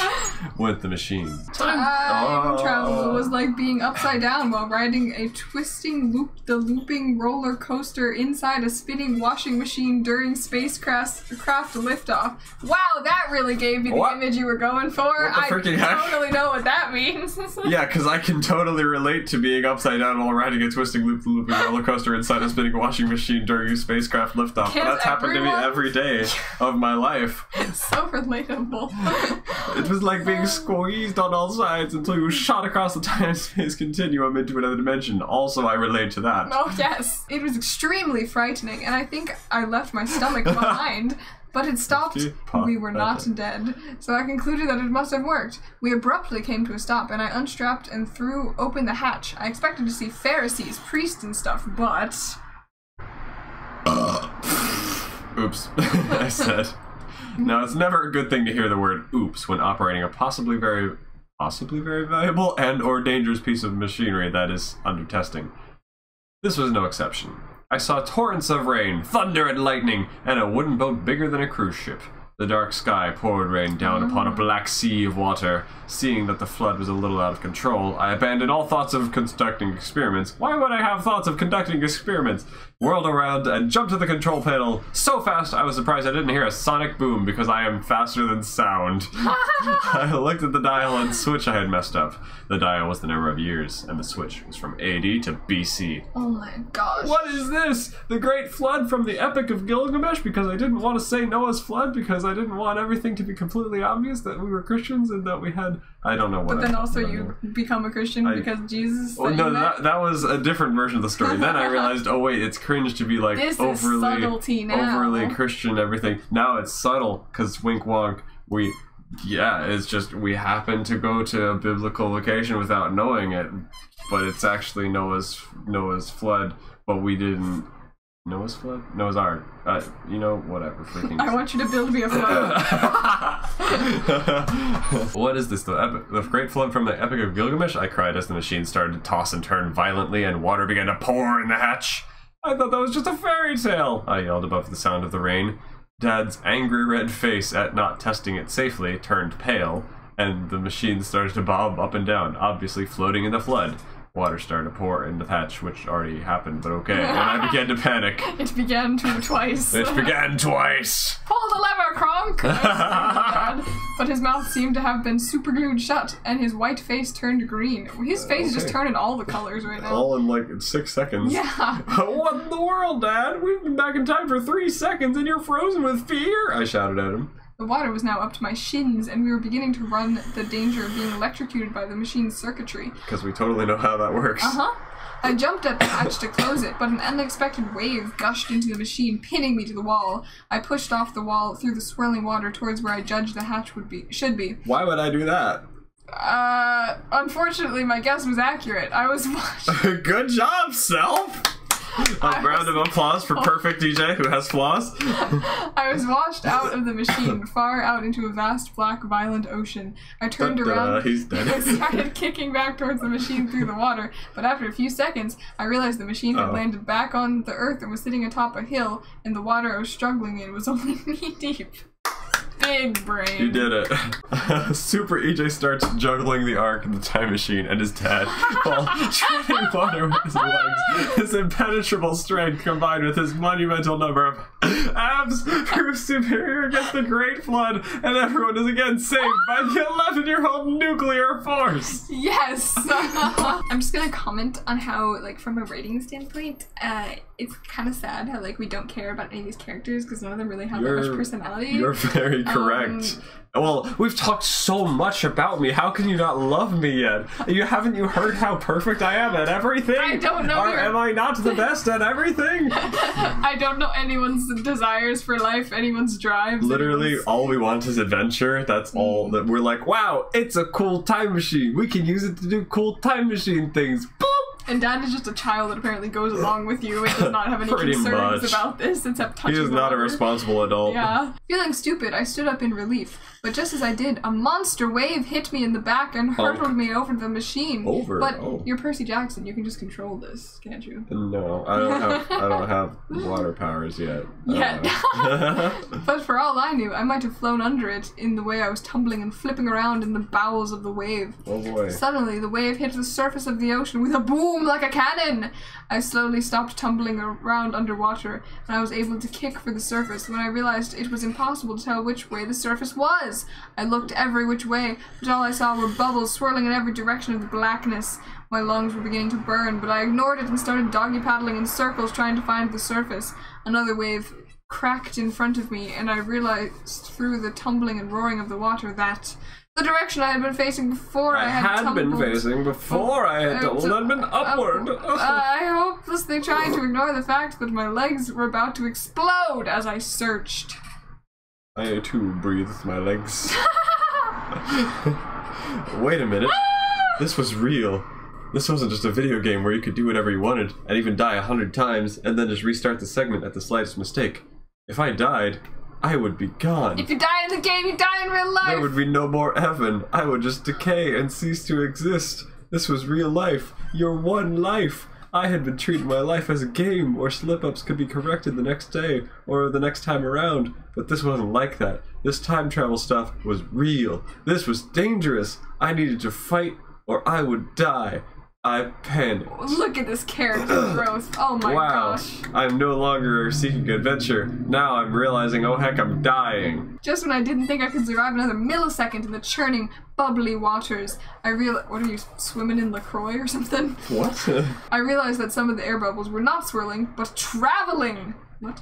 Air bubbles are less dense. It was pitch black. Air bubbles are less dense than water, meaning that they float to the surface. Did you guys know? I'm such a nerd! Bubbles float? Wow!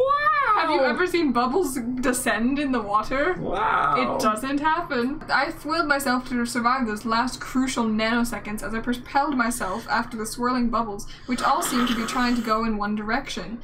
My lungs were going to burst, and I knew I wasn't going to make it.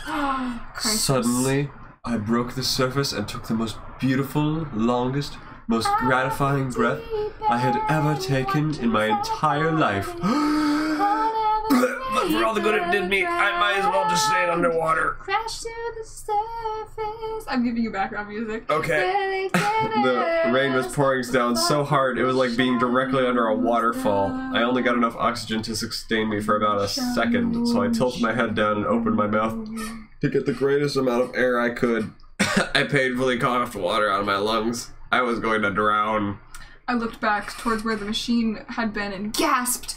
Only a small portion of the machine was visible in the water. Then a wave crashed over me, and I plunged underwater again. Blump. I once more followed the bubbles, broke the surface, and looked around wildly for the machine, but it had disappeared. I continued ridding my lungs of water. I tried to breathe. Now would be a great time to evolve into a fish. Oh, the next level of eater! Well, I was in a predicament now. Stuck back in time outside the great big flood, Dad probably dead, and the machine in Davy Jones' locker.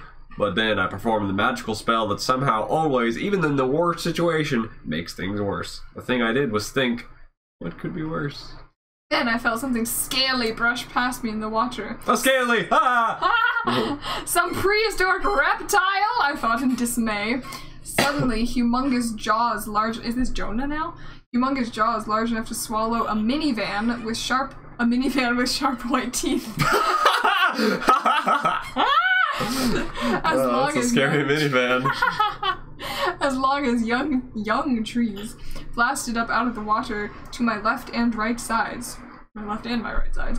And on top of that, I felt a mysterious ghostly presence watching me again. There is so much information happening right now. Wow. One of the long fangs caught me in the stomach and lifted me high into the air, with me hanging right above a long forked tongue and a large throat.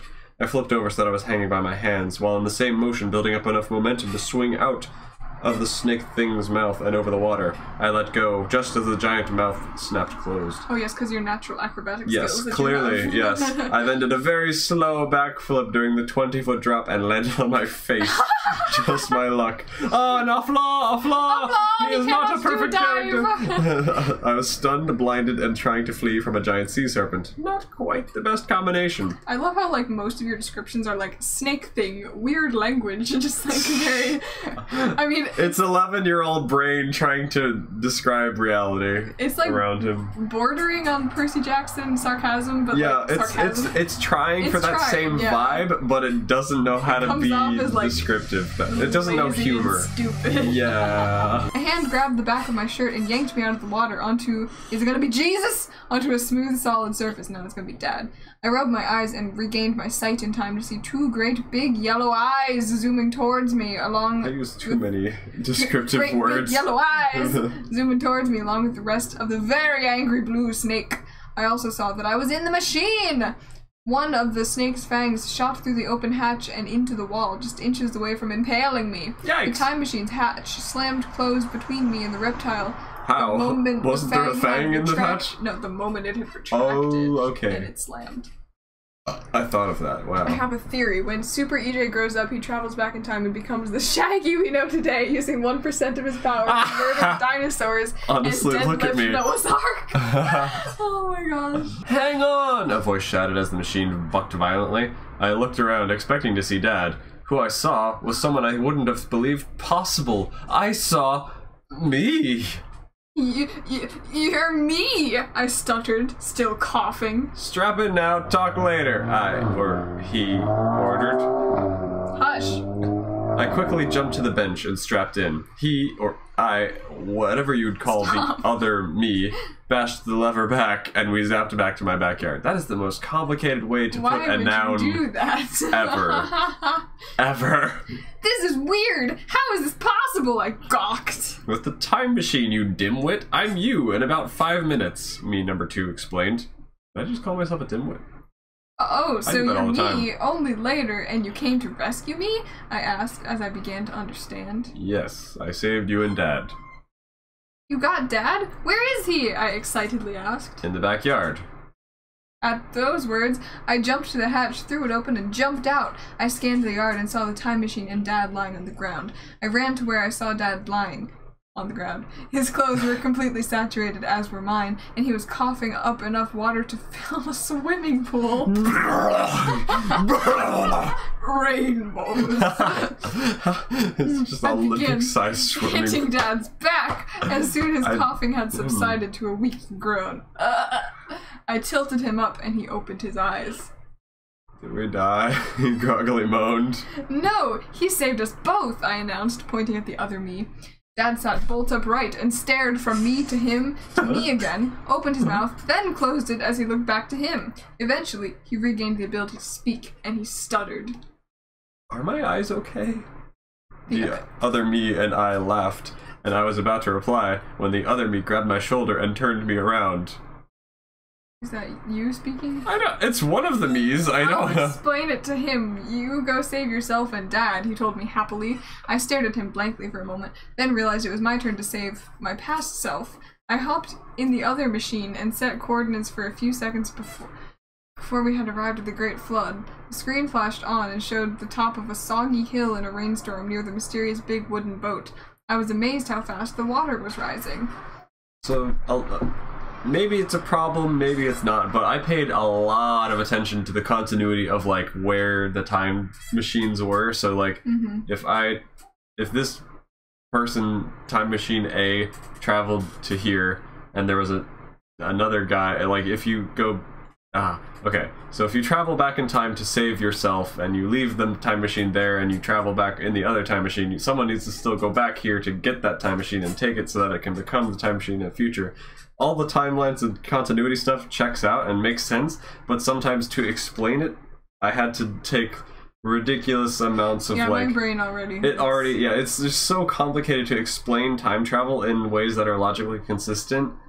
And I took all the effort to, like, go, oh yeah, now I need to keep this track of this checklist, and this me needs to go do that, and this needs to go that to fill in the timeline and make it all make sense logically. And I put that all in there thinking that it was making it all better. It makes it terribly confusing to read. It's not fun. It doesn't make sense. I mean, it makes sense when you think about, like, the time travel stuff, but as far as a reading perspective, the reader just gets confused and overwhelmed, and it's unnecessary information, and you're just like, I don't want to know how you solved this problem and fixed the timeline and made it all make sense and be, like, consistent with reality. I just want to hear how the adventure goes. Please stop breaking my brain. Yes, honestly. And this is the most basic, like, introductory how time travel works one.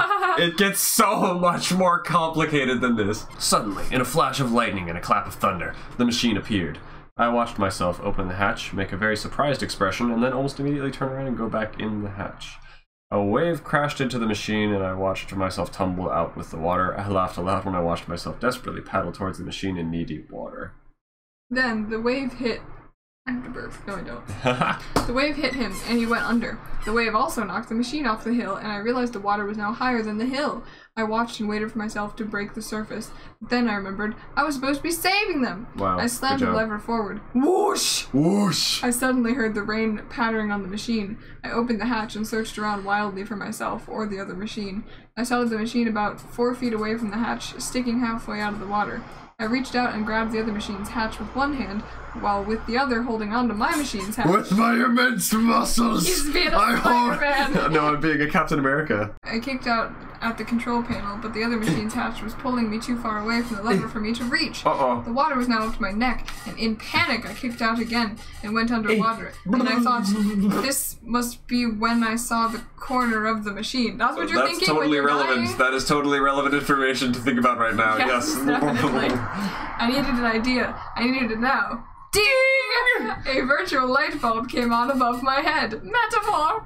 And I knew what to try. My arms hurt from the effort of keeping the two machines together, and I felt my birthmark seem to grow very hot. Why are these random things mentioned in, like, the most weird times? Like, oh, someone is now watching me as I'm drowning. My birthmark is hurting me as I'm drowning. I kicked off my sneaker, and it floated towards the panel, but it totally missed the certain level I was aiming for. Cred. I was amazed how far the shoe had gone in the water, though, which gave me the hope to try it again. Yeet. I took careful aim and forcefully fired my other sneaker. It flipped once, twisting the minute dial a few notches back, and then knocked the lever barely hard enough to knock it back. Whoosh! I had the worst ride yet. Both machines were whipping around and stuff, and they were nearly yanking me in half. My birthmark felt like it was on fire, and I screamed in agony the whole ride.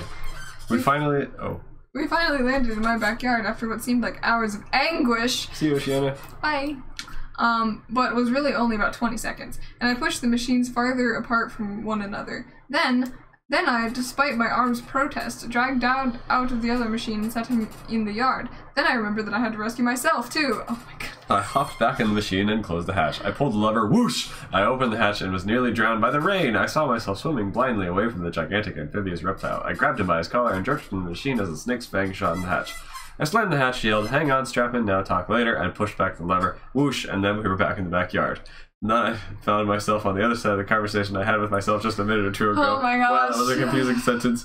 He ran out of the hatch in the backyard. He helped Dad cop up the swimming pool, and then I told him to save Dad myself. He took the other machine. This is all summarizable information that is just being said because I felt like I had to say it to make it make sense. It's This is not entertaining. This is not good writing. This is literally just here for the sake of being here. I don't like it. Yeah, I feel like you didn't want to write any of this so I don't think I did. I don't know, man. I dragged Dad inside to Mom, retrieved my soggy backpack from the machine, and prepared to rest for a while. We planned on going out on another adventure immediately, but Mom made us get dried off and comfortable again, and she absolutely forbade further excursions. What, was that going to discourage us from and our thirst for adventure? Obviously not. Yeah, I thought I just realized I was dying and I learned, wait, I need to be more careful. Nope. Character, not growth. Exactly. Glimmer character development. Oh my gosh, literally. So that was chapter 2. I want to die. After lunch the next day, I randomly twisted dials and flipped switches. Why? Okay. I knew we could end up somewhere. Don't flip the upside down or inside out ones. You're going to die. I knew we could end up somewhere very, very bad quite easily. Yeah, you did the first time. But that was a risk Dad and I would have to take, seeing as Mom was on the warpath for wanting to try the machine again, and we were almost certain that our flood mishap had been a fluke. Totally. I mean, how many life-threatening situations could there possibly be in all of time, and what are the odds that we'd land in them? Oh my gosh. I slammed back the lever, and once again we whirled about, but this time Ashley, screaming all the while, oh boy, fell out from behind the control panel. Whoa, it's my debut, guys. Oh boy. And began smashing against the walls of the machine.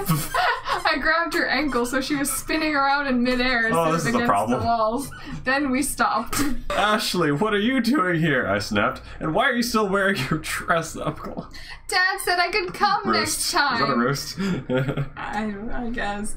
As she argued defiantly, she was wearing a poofy pink ball. It's a roast. A poofy pink ball dress. You love those ball dresses. Oh boy. And her jeans and t-shirt beneath the dress made her look idiotic. Whoa, is that a double roast? I guess so. Jeez. Oh, alright, since you're already here. But be careful, I cautioned her as I opened the hatch.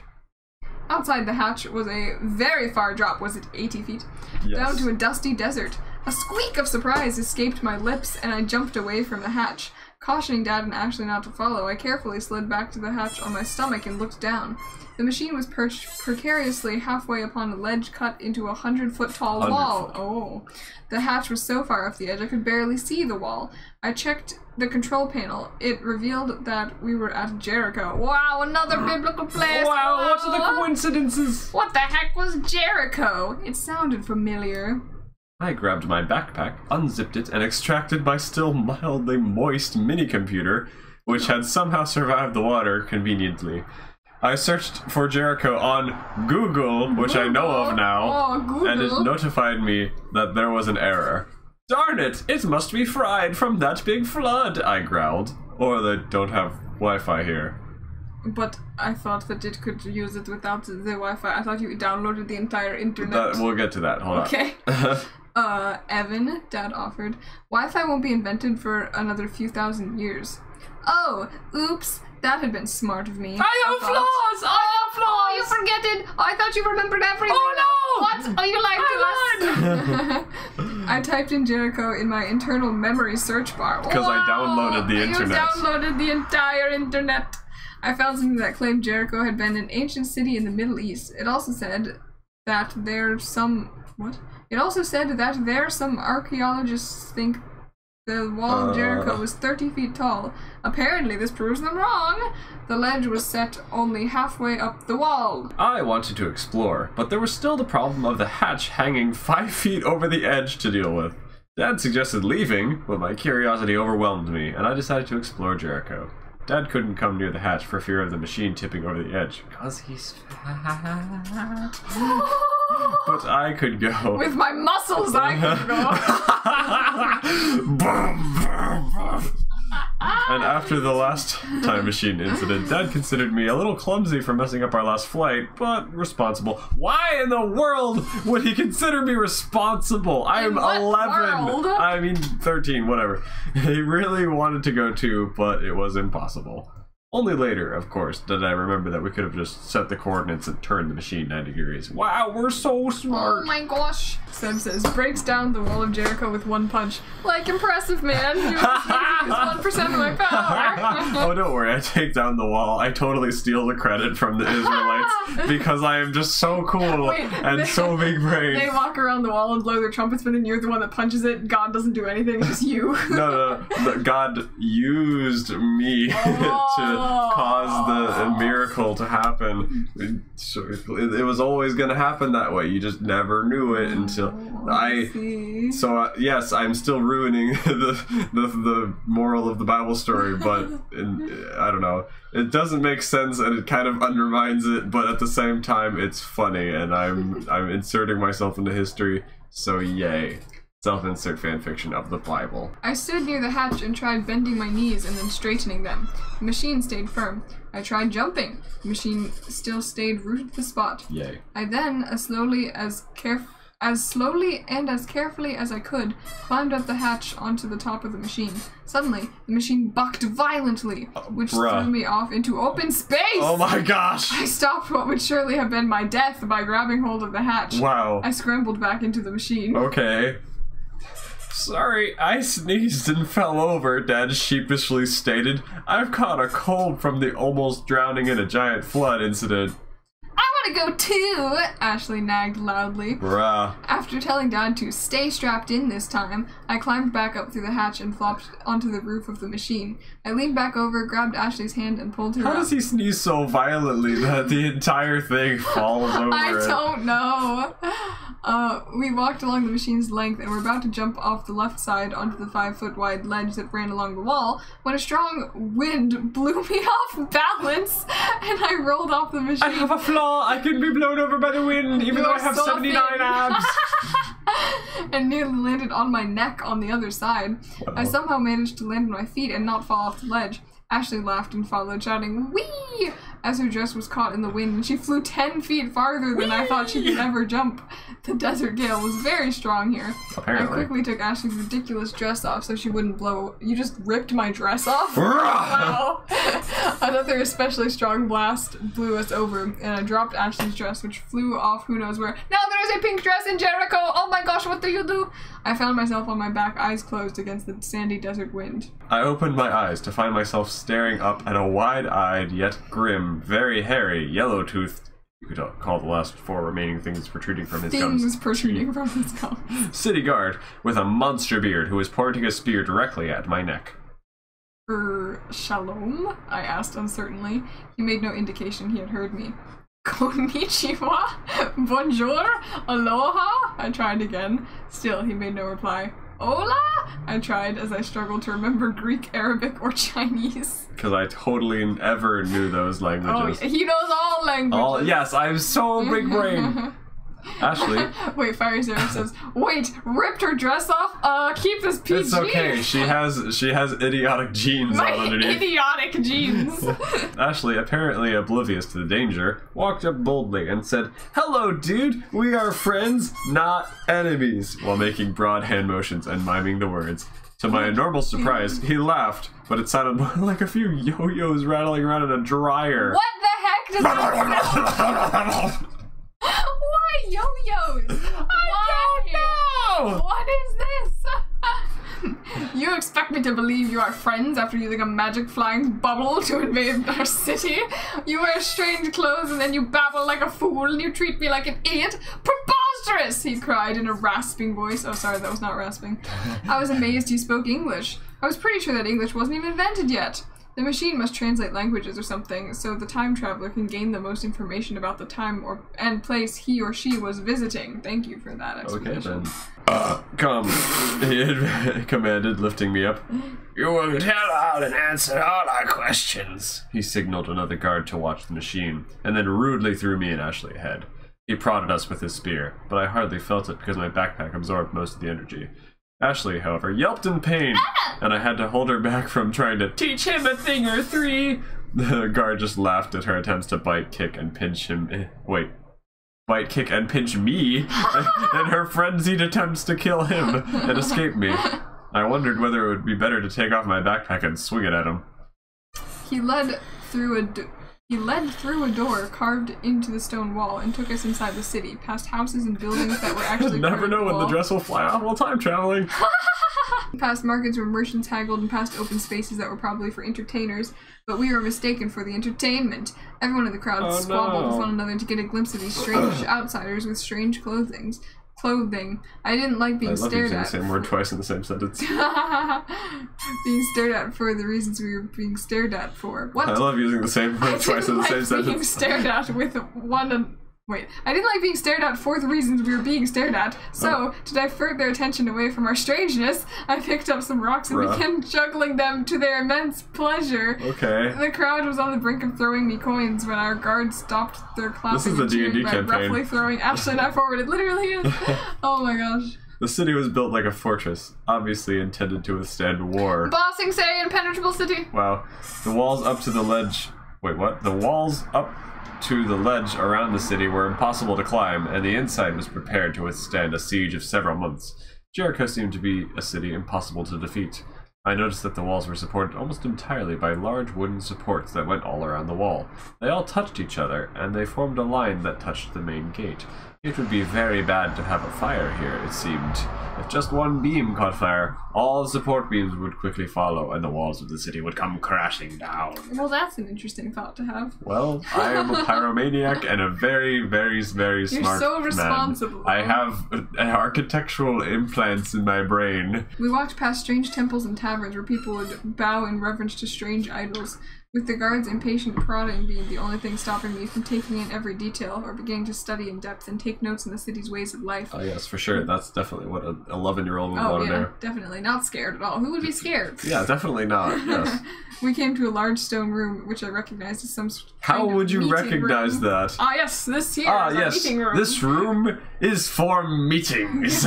Upon entering, the older people lining the walls stopped whispering, and they all turned to stare at us.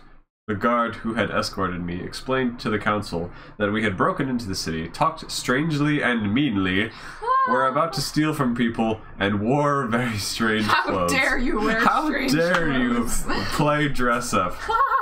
Do you plead guilty or innocent? One of the elders asked. Well, we have done these things in a manner of speaking, but... Off to prison with you! He hollered. What the heck, I thought?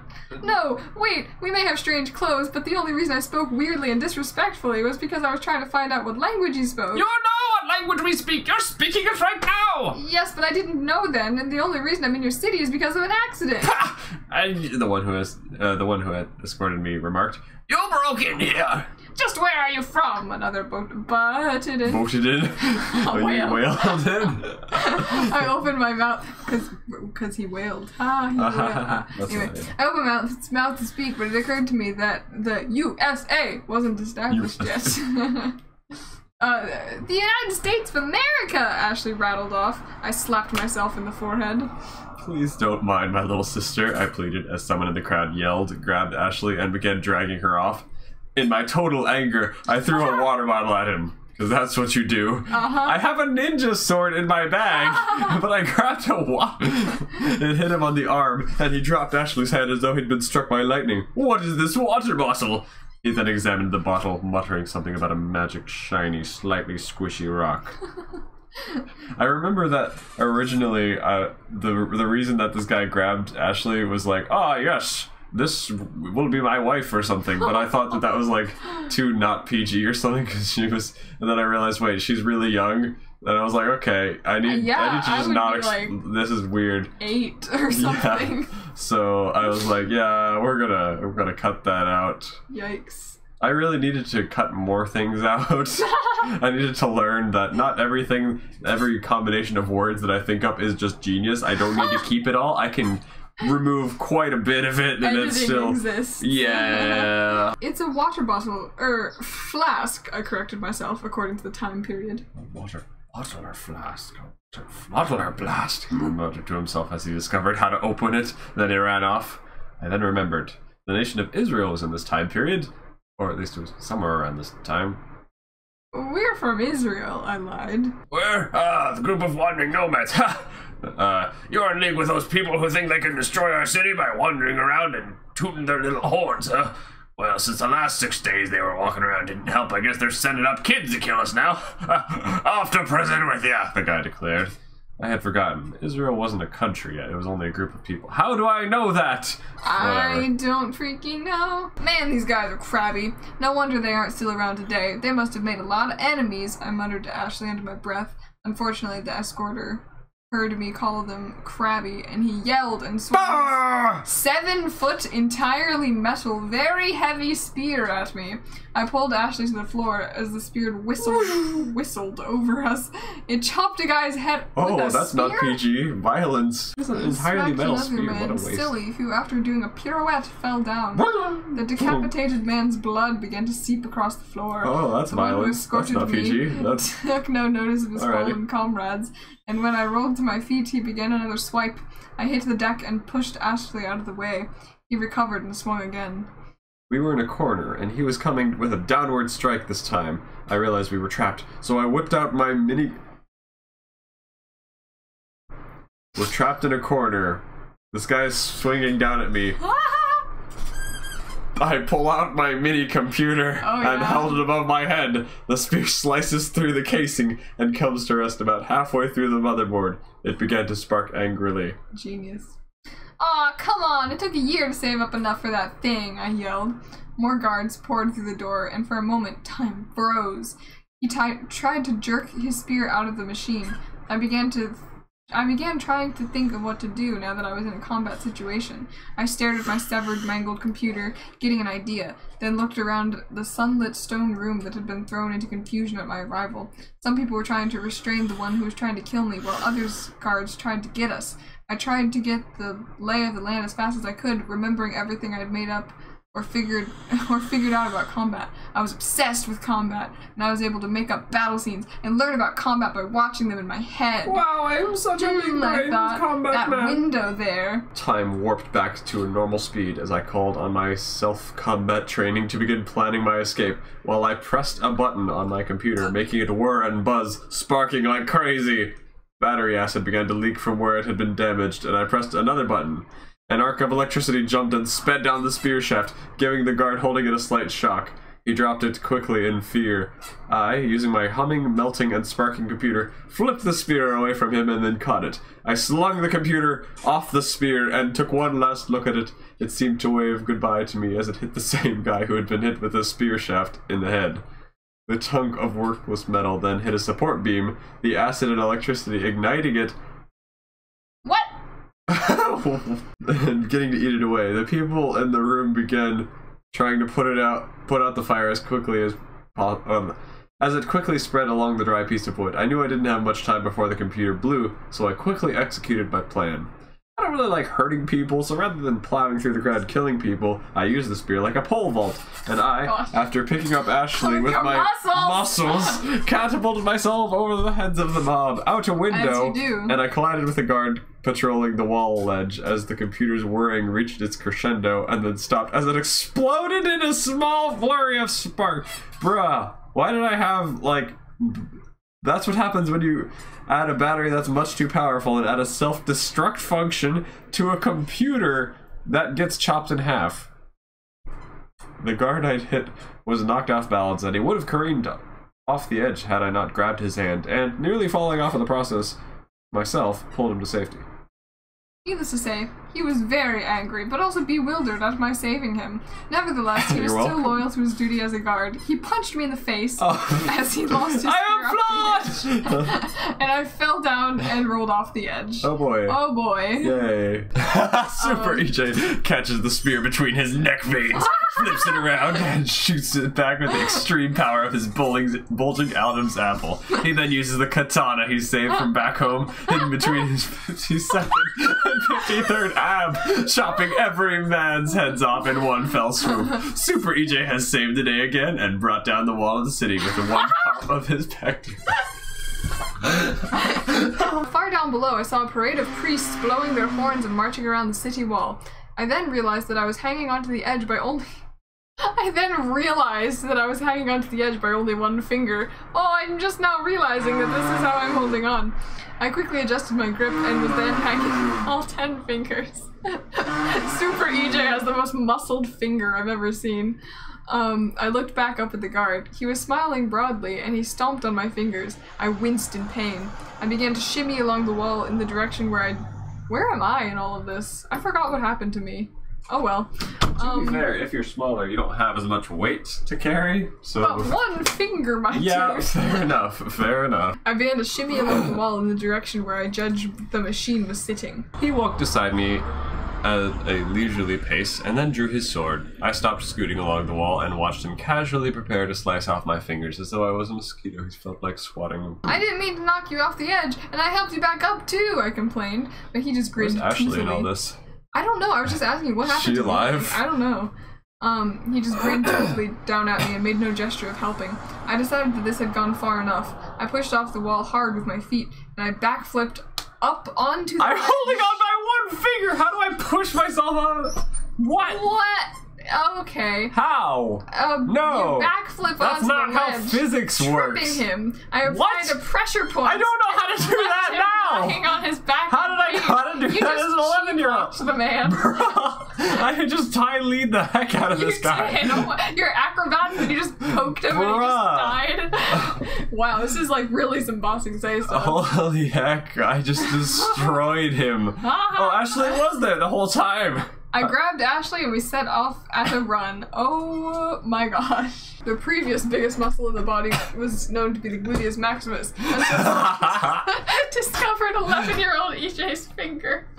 Left pinky finger. Oh my gosh, this is amazing. Strong enough to cause sonic booms when I do finger workouts. No, I'm tired and I don't want to run, Ashley wailed. I froze. I felt like killing her, but then remembered she was young. If I was a little older, he must have stabbed me right If you were a little older, you got lucky you escaped this. The finger! Giving people the finger. I once killed a man with this thumb. Let's play tag, I suggested with inspiration. Alright. Why did we switch roles? Yes! She shrieked before I could say anything else. We hurtled along the ledge around a corner. We ran into another guard who definitely wasn't in the mood for games. I drew my ninja sword, now you get the ninja, to scare him, but he had already thrown his spear. I knocked Ashley over. The spear whistled past, and he began to stab downward with his sword. Oh no. I'm it, she admitted, expressing her cluelessness. Apparently she realized the guy swinging his sword at us was interesting and doing more than playing a game with us. Only one of us would fit on the side with the wall, so I pushed Ashley there and rolled off the edge. Great. He stomped on my left hand, again, and I grabbed his foot with my right. He bent down to stab me, but he fell off the ledge instead. Ashley had pushed him. I did something! What was I holding on to? You're dead now. I guess I grabbed on again. He's it, she stated firmly. You did it! I did it. A round of applause for Ashley, everyone. I was useful. I climbed up and saw the other one coming behind us. Ashley mistook him for the guy she had just tagged because they had the same uniform, and we sprinted. But after 30 more feet, I noticed an abrupt drop ahead. Ashley was too short to see it because that totally makes sense. Before I could warn her, Ashley turned around and began taunting him about being a slowpoke that could never catch us while running backward towards the edge. Running backward? How could anyone be so stupid as to run backward along a narrow edge without looking? Because plot. I never did that kind of thing when I was young. Totally didn't. Gosh. Definitely was not stupid when I was young. Hate me in this book. Being young just is not an excuse for being bad at things. You have to continue being the same person at all times and not learn from your mistakes when you get older. Obviously. Stop! I yelled. I'm not letting him tag me! She yelled from specifically 7 feet away from the edge. Alright. Slowpoke, slowpoke! I broke into a sprint. Gosh, am I the only one with a brain around here? My 11-year-old huge brain. My 11-year-old huge brain. 3 feet away, I dived and just managed to catch her foot. She tripped. You could have, okay. And we landed hard and we skidded to a halt with Ashley hanging upside down by her feet. There's a lot of ledge hanging in this like 1 second there scenario. is. The ledge ended in a 100-foot drop and a 50-foot gap stood between us and the other side of the gap that the city gate resided. What? The gate was 150 feet tall, made of wood, and had increment. That's a normal word. That's not my fault. I'm having a stroke. Incremental metal strikes that struck out a few inches, driven into it about every 3 feet. I pulled Ashley back up. I turned and saw the guard running around the corner. I jumped off the edge towards the other side and grabbed the first metal spike. Using my momentum, I swung off the spike onto the next one. As I grabbed the next one, it broke! Bruh. Why is the metal spike breaking? They built this door terribly. And I fell off the gate! I caught the spike in the row below me. Come on, Ashley, jump! I encouraged. She had tears in her eyes as she shook her head. I'm too scared, she whimpered. My mind raced furiously. Trust fall, Ashley. Trust fall, I begged. Her tears cleared up, and she smiled, turning around. What's wrong with this child? I don't know. Somehow she... Oh, whatever. This is scary. Trust fall was a game where she would fall off of a couch backwards, and People Dad or I would know catch what a her. Trust fall is. She had to trust that we would catch... Yeah, okay, well, just for those in the back who didn't understand, A trust I fall explained is it when there. you fall and you trust. Ashley waved goodbye to the guard who was a mere 2 feet away as she fell. I caught her after what felt like a... You didn't That was a Thanks, Avery. reference. Ashley waved goodbye to the guard who was a mere 2 feet away as she fell. I caught her after what felt like an eternity, but was actually only a second. I flipped her up onto my back and said, "Let's play piggyback ride now." "You can't tell me what to do. Piggyback rides are for babies. Let me off." "Oh, never mind," she sputtered, peering down below. "I love piggyback." Yeah, sure you do. I've done the monkey bars at playgrounds, but it's way different hanging from 100 feet up on inch long. Oh, they're 1 inch long spikes 3 feet apart from each other with a 50-pound kid on your back. Oh, that This is literally like military training that an 11-year-old child should not be in. Oh, that sounds painful. It does. Somewhere behind me, the guard cursed as I swung past the 5th spike. I then spotted a guard on the other side of the gate too, and there were archers above us. I stopped at the dead center of the gate. We were probably safe from the arrows because the wind was blowing so hard, but what about the guard's swords? I couldn't hang here forever. My arms were beginning to let go already. Then, I can't read. Then, just as I was thinking the magical spell for bad luck, how could things get worse? Ashley blew a loud raspberry at the guards. Of course, this infuriated them! Because a child doing that is so infuriating! That's so infuriating! I was so angry at Ashley. I was almost surprised I didn't throw her off. Oh. But then I was able to control myself I because she's young. Well, yes, she's young, therefore she's fine. I gently lifted Ashley off my back and sat her on a spike. Wait, hold on, okay. Is it an inch long or is it like a foot long? Because I think when I was originally writing, it was supposed to be like a foot, but I think I wrote as an inch. Did you mean like an inch thick? Hold on. Oh yeah, you're probably right. It's probably like an inch thick or something. Cause an inch long. Let me just hang you by your scruff. Oh my gosh! Oh, don't die, please. Okay. I then clambered up and sat next to her to think. Yeah, there's no way you could sit on a spike unless it's very painful. I observed that the stone around the gate was exerting a great amount of pressure on the gate itself. How observe that? Okay. And I remembered that's the wooden support inside the city, so if the gate caught fire and burned away all the supports, the city might totally collapse with a little help from a large vibration. I thought, a little fire would be a great idea if I needed to create a diversion to escape. Except for the fact that you're currently hanging on this wooden gate with people surrounding you. How are you gonna get off a flaming gate? Oh, bro.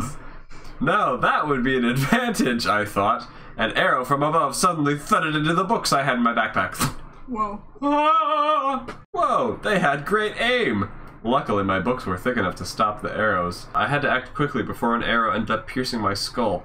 I unzipped my backpack and pulled out one of the water bottles filled with gasoline. As you do. I knew from past experiences that gas burned very violently and crazily. Clearly, yes, I am the only one who knows this fact. Oh, yes. And I thought that it would be sufficient to destroy the gate and possibly the entire city. But I would get to that later. I unscrewed the lid and slung about an eighth of the bottle out towards the other side. Most of it splattered against the gate and the wall, but some of it hit the guard. I quickly grabbed my jackknife and flint and began scraping furiously. Oh gosh. Suddenly, in a shower of sparks, the trail of gasoline on the gate ignited. Behold, the mighty power of gasoline! Oh my gosh. Cackled in my best mad scientist voice. Oh boy. The guard pressed himself against the wall in fear, but that was a mistake. The fire spreading along the gate reached him and he caught fire. This is not what I intended. I wanted to scare him, not hurt him. I covered the eyes of Ashley as not to see whatever happened. That is why I'm no longer quite so much of a pyromaniac, but I still love science. I love the little parts that take you out of the story. That's and that's why I'm not a pyromaniac. Okay, thank you for the moral of the story. All right. Just follow Ashley. Ashley lets out a smile and backflip swan dives towards EJ. EJ's high-level hand-eye coordination and instant reaction time allowed him to shoot his arm out and catch the girl between his biceps. Ashley giggled as EJ spun her on his pinky finger and let out a great stomp into the ground, causing tremors through the earth. Many armed guards blocked EJ's way, but he lifted his The amount of abs present on EJ's body causes the guards to fall into madness, them not knowing where to go and all falling down dead. What just occurred? I love this so much. Can Sam just rewrite this book, please? I heard a scream moving away, and I peeked through my fingers to see a screaming fireball falling off the wall. I then remembered the gate I wanted to destroy. Oh yeah. I used a water bottle to extinguish the flames. Why? Aren't I trying to destroy this? Then splashed the rest of the gasoline bottle contents on the gate. Before lighting it, I had planned on getting to the side, but the gate began to open right between my feet. Oh, great. I heard a scream, and I realized too late that Ashley had slipped from her perch and was falling from the gate. I'm so useless. How? I snatched her shirt, but she was already out of reach. Guess she'll die! No! Ashley! I was already planning on murdering you. Honestly, I would believe it. I watched my sister being whipped around by the wind like a rag doll, but then I realized I was probably going to end up as a pancake as well. The gate was still opening, and I was stuck doing the splits. He has big ow. I have big ow! The least I can do is destroy these people and take them with me, I thought, like a psychopathic murderer. I ignited the gasoline with a flint on both sides of the gate. What? Sending it up in flames, and then jumped into open space after Ashley from over 100 feet up. Why? What does that accomplish? Okay. I made myself as small as possible so as not to be blown around and to fall faster to catch up with Ashley. Wait, maybe being blown around was just what we wanted. We could try to go with the wind and be like human kites. At least we wouldn't hit the ground as hard, I concluded. I grabbed Ashley's hand and spread my arms out like an eagle's wings. My birthmark inexplicably began burning like lava, and amazingly we slowed down and began to go up. The wind was blowing so hard we could practically fly. The only problem was, we were going backwards almost as fast as the wind was blowing, and we couldn't see where we were going. I flipped around backwards to see. I am not having a proper visual image anymore. Same. But then we drifted around the corner of the city, and the wind became almost non-existent. We were higher than we were when we first started to fall. What is happening?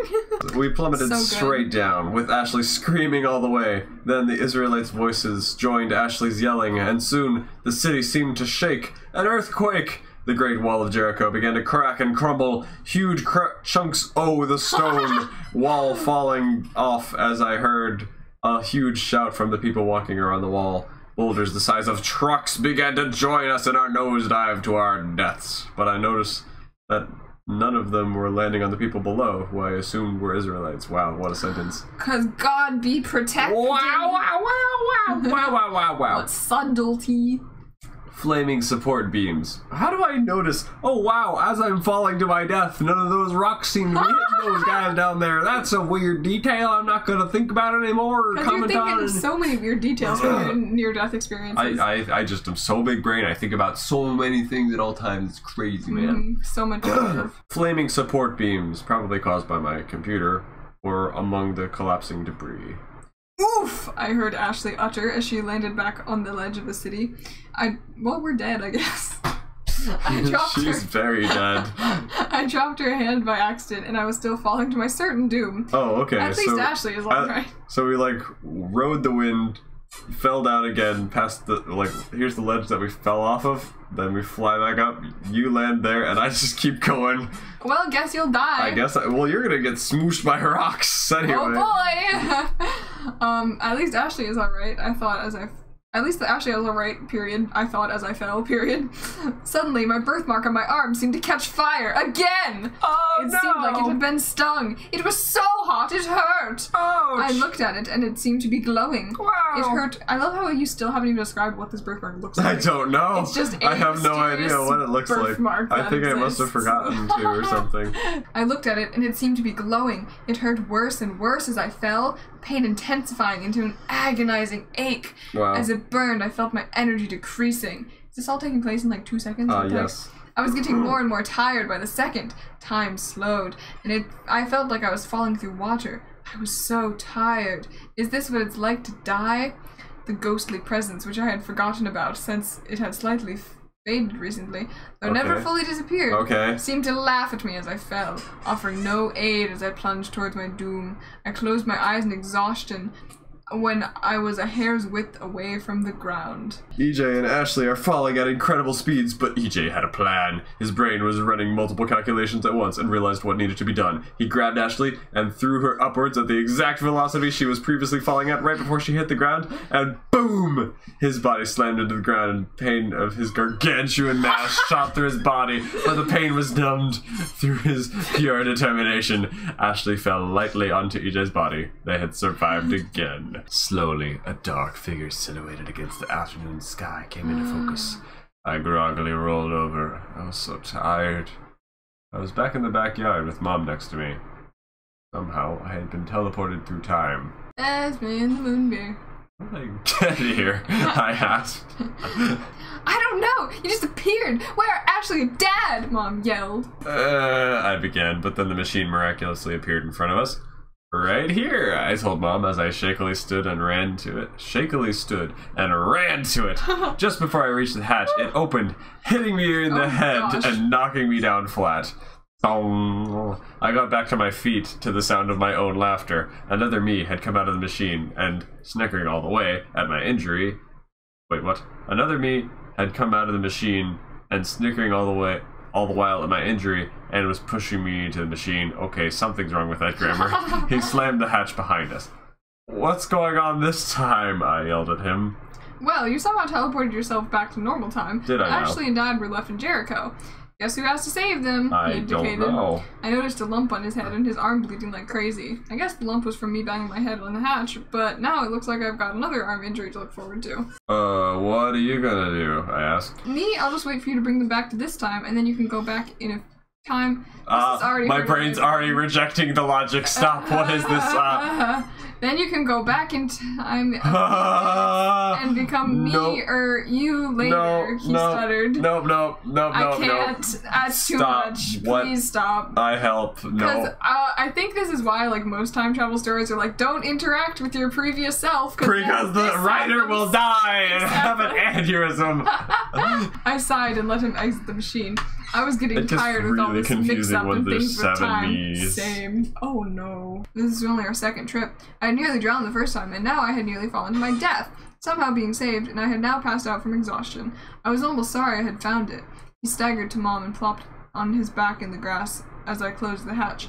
I strapped in and pulled the lever. The machine appeared right next to the other machine, and I reached out towards the other machine. I didn't want to be stretched in half again while spinning through time, so I jumped into the other machine to find Dad, fast asleep with his book in his lap. Wow. How? I don't... Just how? No. How? Dad, wake up! I yelled while shaking him frantically. He woke with a start and asked why the machine was rumbling. No time to explain, just pull the activation lever when I get out of the machine. And then the machine was seemingly hit with a rather large rock, and it tumbled off the ledge with us inside it. Dad, who was strapped in, stayed put. I, on the other hand, flew head over heels out the hatch, screaming to Dad, pull the lever! All the way. I flipped over in midair and grabbed the edge of the hatch so I was on top of the machine. Suddenly, Jericho vanished, and all around me swam with color. Oh. The sun was zooming around and around, and the machine was still whirling around, and as though to throw me off, but I held the hatch tight in my grasp. The moment we stopped, I jumped to the ground and fell over. I was very tired, very dizzy, and my head still hurt. I got up and jumped into the time machine to find Dad crying. Okay. Dad, what happened? Oh, don't worry, I'm going back to save Ashley right now. Dad looked up, apparently very startled by my presence. Didn't you fall out of the machine? I thought I'd lost you, and he began as I unstrapped him and led him outside to Mom Dad, come on. and my future self who was asleep on the grass. I slammed the hatch and jumped back to controls. After strapping in, I switched the minute dial 5 clicks back and changed the location slightly and pulled the lever. Okay, I can't remember why or I'm not trying to keep track of what's happening right now. I'm just going with it. I assume it makes sense, but I can't keep track anymore. My brain hurts. I know there's some loose ends that need to be tied up, and that's what's happening, but okay, sure, whatever. I whirled back in time to Jericho 5 minutes before its doom. I had turned the machine so that the door was on the ledge this time, so I waited on the wall that Ashley was going to land on. Oh, when she walks. Yeah. 3 minutes passed, and I opened the hatch, waiting with 1 foot in and 1 foot out of the machine. Something hard struck the back of my head, and I looked up to find some children holding rocks, staring down at me. Annoyed, I turned back to wait for Ashley. Just in time, I realized it would be smarter to step back in the machine. I dived in as a rock the size of several bowling balls crashed to the ground outside the open hatch. Wait, kids that size can't lift rocks that big unless they are Super! A challenger! Oh my gosh. Sticking my head out a fraction. Adults were there too. They menacingly jeered and made faces as they leered down upon me. Then I heard what I had been waiting for, a scream high above me flying around the corner. I watched from the safety of the machine as they, the other me and Ashley, fell down parallel to the wall. I remembered too late I should try to catch her, and she oofed down onto the lead Roblox noise, yes. As I shot out the machine towards her. The cracked part of the wall began to fall down upon me as I swiped Ashley and ran. What cracked part? I don't remember what's happening. Apparently the watchers above hadn't been ready to fire when I left the machine, but now they pelted us with stones as small as pebbles to rocks as big as treasure chests. I glanced up, finding that people had fallen away and that huge rocks were now crumbling from the wall itself. I dived through the onslaught of stones to the open hatch and threw Ashley in, but then a rock almost as big as a car hit me squarely in the head. Bruh, how am I alive? On top of me. What? It wasn't hurting me because its shape let it support itself on the ground, but it was pinning me to the ground. That's where I got the lump on my head, I thought painfully. What is it, like a lima bean shape just perfectly contoured to my massive abs? It hit you in the head. How did that not hurt? I feel perfectly acceptable. You survived millions of pounds of sand. You'll be fine. Fair enough! Oh my gosh! Weight has no meaning to me. All the poobles from the disintegrating wall underneath me, combined with the weight pinning me to the ground, caused me to begin sliding off the edge backwards under a very heavy rock. Gasp. My birthmark grew hot, and without thinking, I threw the rock that would have taken all the adults up there to lift off of me with such force that it flew all the way back up the wall to where the rock throwers had been, which was about 30 feet up. Oh my gosh, what? It bashed a few rocks that had about to squash me out of the way. How did I do that? I thought. How did you do that? Even with Okay, Sir Crafts-a-Lot, we're gonna need some more math. How much does a car-sized rock weigh? And how much energy would it take to yeet it 30 feet up? 30 feet. How did I do that, I thought, even with hysterical strength capitalized. I had just learned about that, obviously. I figured, yeah. Clearly. There was no way to get... I'm surprised you didn't say, like, which is what happens when you're in a really stressful Honestly, situation. that's something that would have been useful to explain. Because, like... Well... There's no way to get a rock that big, that high. Even as adults, I can't do that, bruh. I mean... I totally can. Stars and fireworks exploded behind my eyes as the ledge beneath me cracked. Fractures opening up in the wall as I struggled to keep my balance. Or no, as struggled to keep my balance. There's supposed to be an eye there. I was so dizzy I could barely move without falling off the ledge, and the pain blinded me. Luckily, I had been running when I was hit, so I ended up sliding nearly to the machine on my back. There was no time to lose. With a tremendous effort, I stood up. The world was still spinning before my eyes, and I was shaky trying to stand. Felt like I was about to throw up, and I collapsed on the floor. Ethan thoroughly explains what a trust fall is. Also, Ethan, everyone knows what hysterical strength is. Yes, for surely. Okay, so I imagine EJ with the handsome Squidward face with 80 abs and muscular arms. He has very long pinkies, and his legs are sticks. Wow. That's pretty accurate. Ashley, I stammered, pull big red lever. Then all became black. I, once again, faded into the land of wakefulness. Ashley, Mom, and Dad were standing over me with the other me from later. I don't even remember how or why that makes sense, but sure, okay, I accept it. Sure, they were all safe, but I ached all over. Had I done everything I needed to do there? Let's see. We're all safe. Oh no, I groaned. There was one more thing I had to do back there. Before anyone could stop me, I had grabbed Dad's shirt, pulled him into the machine, slammed the hatch, and then keeled over with the effort. I don't think you're in any fit state to be time traveling, but okay. I slowly stood up and then sat on the bench. We strapped in and I slightly altered the coordinates, with Mom and McKay not stopping us? Okay. Before Dad could ask, what's going on, I pulled the lever. Ugh, I don't even want to recount what it felt like to be spinning and all that time traveling.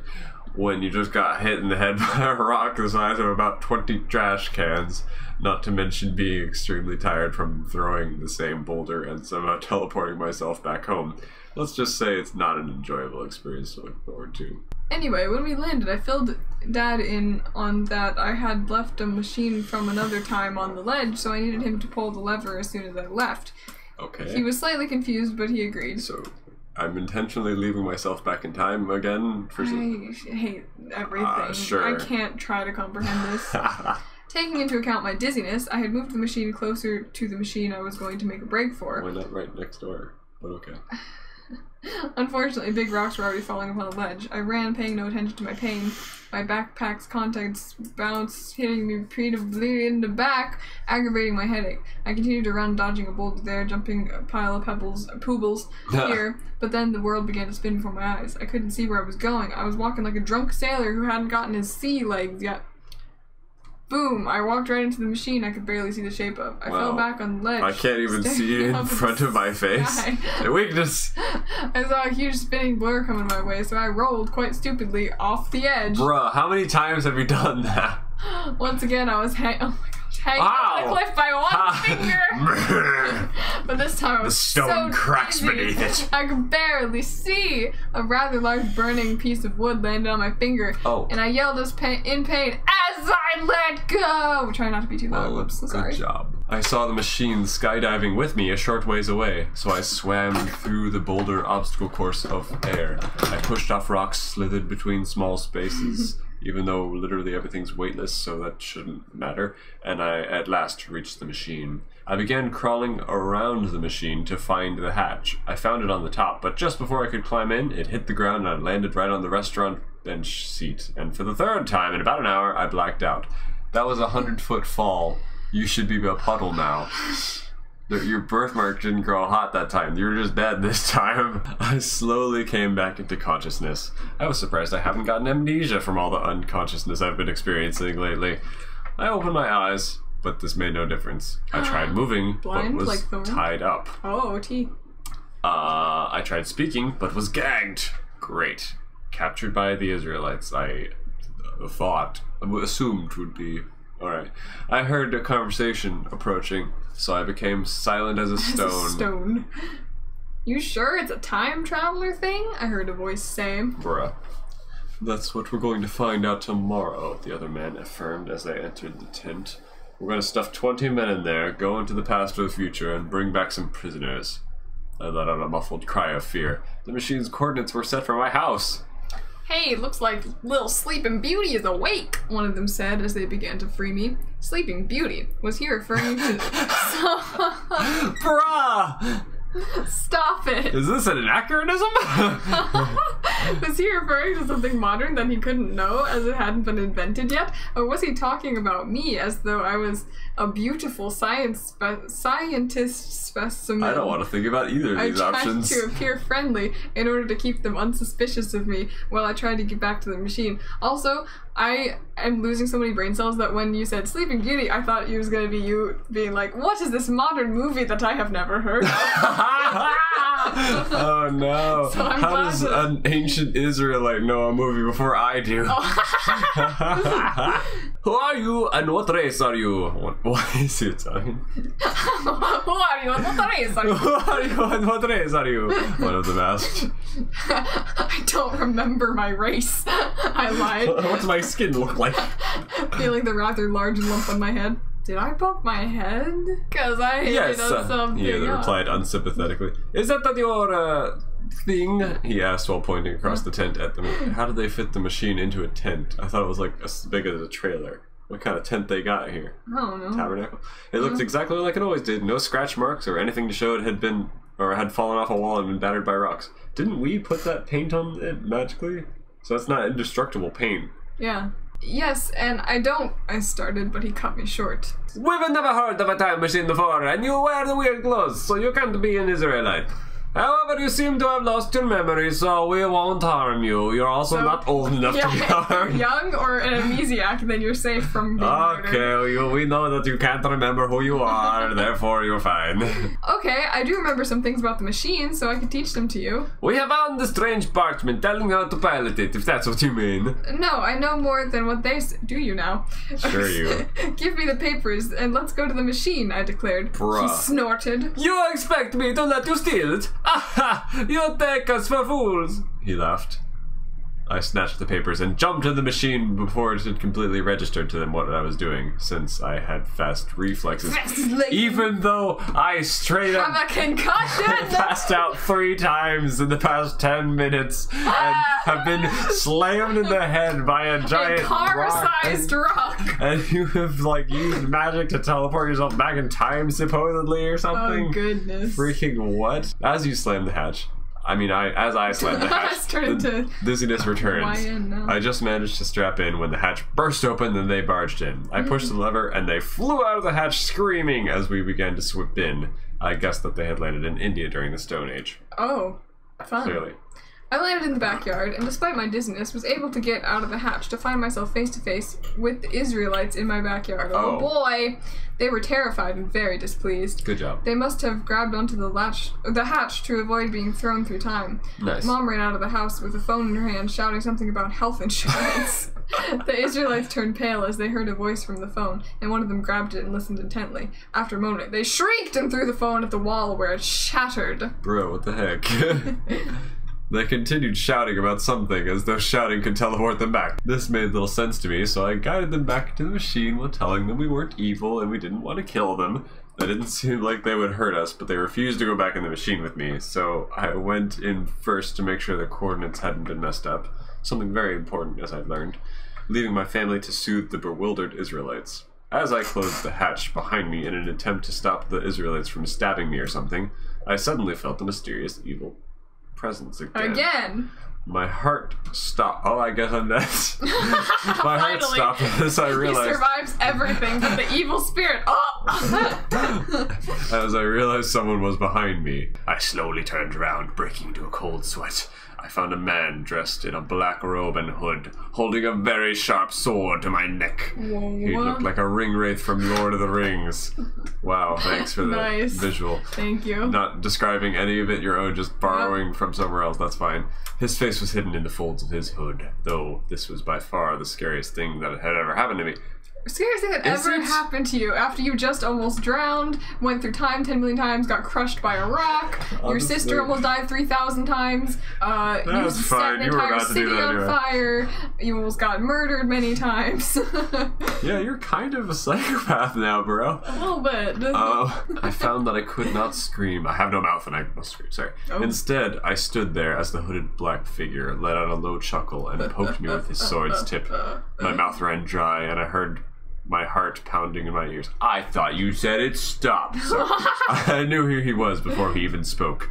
Hello, Evan.